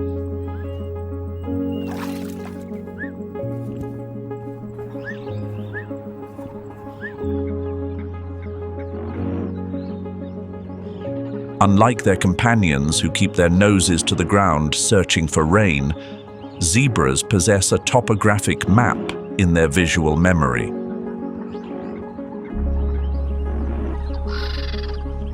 They recall the exact locations of reliable waterholes from years past, even when the sky shows no sign of a storm.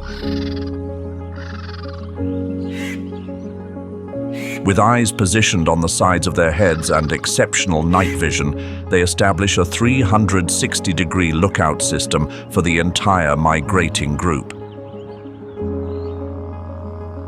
Any slight movement in the thickets is detected instantly. When those black and white stripes begin to pick up speed, it serves as a silent command to the thousands of wildebeests behind that unwanted company is approaching. The zebra's resolve is most evident at the Mara River crossings, teeming with Nile crocodiles. Wildebeests might stand frozen for hours in hesitation, but zebras are often the ones to break the stalemate. With a cautious yet decisive nature, they are frequently the first to brave the water and clear the way. Those stripes charging through the turbulent currents act as a powerful psychological cue, triggering a domino effect that encourages the masses behind to follow suit. This boldness isn't reckless. It's the calculated move of a species that is always ahead of the pack. Once these striped warriors are settled on the fresh green banks, they leave the stage to the opportunistic hunters waiting for the remains. But before the shadows of the meat-eaters emerge, a smaller antelope species quietly makes use of the final green patches left behind by the massive migrating herd. The Thompson's gazelle is stepping in, bringing a more delicate rhythm of survival amidst the grandeur of the Great Trek.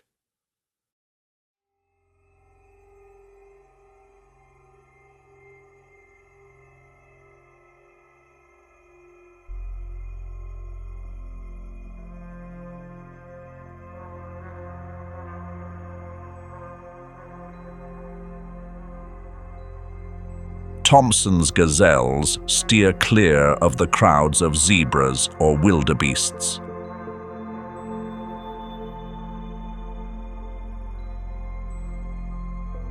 They are the final ones to arrive, a choice that is quite a clever feeding strategy. While zebras handle the coarse stalks and wildebeests take the mid-level greens, they leave behind the short grass near the soil.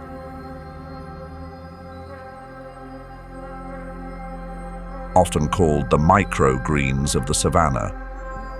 This protein-rich specialty is exactly what the Thompson's gazelle prefers. They make the most of the nutrient-dense resources that the larger species unintentionally overlooked. To thrive as smaller residents, these antelopes have evolved into high-speed marathon runners. While wildebeests rely on strength in numbers, the Thompson's gazelle wagers its well-being on agility and sharp turns at 90 kilometers per hour. When facing a swift seeker like the cheetah, they perform a psychological display called stotting, springing high into the air with all four legs. This isn't out of concern, but a witty message to the seeker. Look, I'm in the pink, so don't bother with the effort. Their caution reaches its peak when facing the challenges of the Mara River. Unlike the impulsive rush of the larger herds, the Thompson's gazelles are the most selective and patient. With such a delicate frame, a strong current or an accidental bump from a wildebeest could lead to a permanent departure.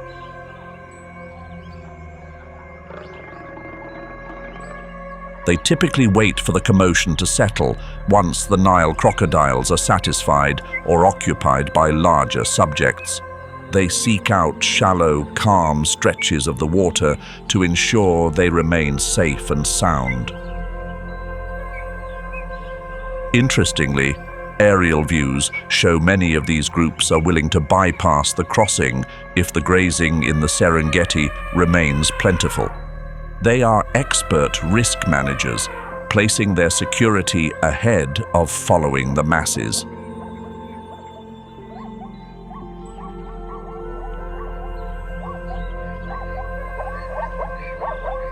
As these small foragers finish their feast, the silhouette of another guardian appears atop the termite mounds.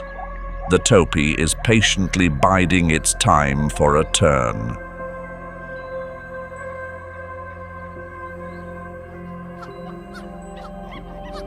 While the wildebeest herds pour their strength into a taxing journey of 10,000 miles, the topi display a practical and sharp philosophy for getting by. They are semi-migratory residents, often staying put in the Masai Mara territory year-round, rather than making the draining cycles across the border. As of the year 2026, field records show many local topi groups only travel locally between the plains and the high hills to seek out the fresh shoots appearing after the rains. They hold the moisture map of the reserve, using their deep knowledge of the terrain to stay in peak condition without expending too much energy on the move.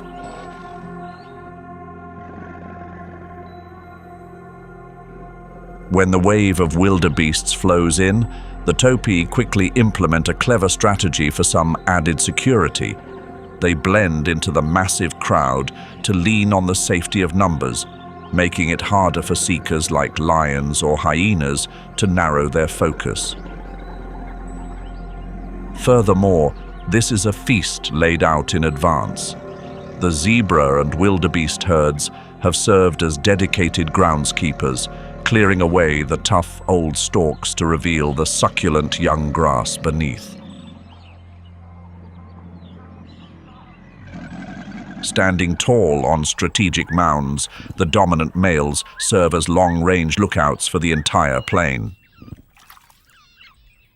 However, this tranquility is but a brief pause in the symphony of life. As the pressure from the crowd pushes the migratory flow toward the lower reaches, the true testing grounds begin to emerge within the Mara River. There, prehistoric seekers with steel-like scales are patiently waiting in the wings, ready to turn this grand journey into a fierce and intense encounter beneath the murky waters.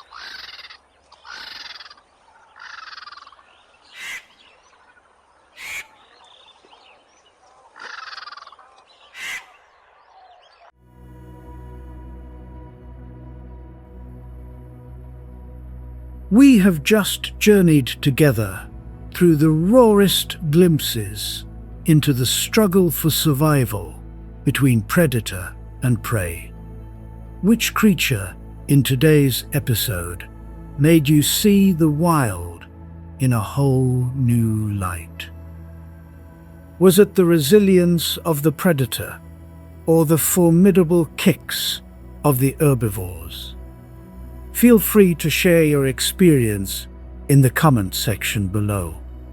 Your understanding is the finest tribute we can offer to these wild creatures. Do not forget to like and subscribe to join me on upcoming field expeditions, where we will continue to crack the code of nature's most mysterious survival secrets.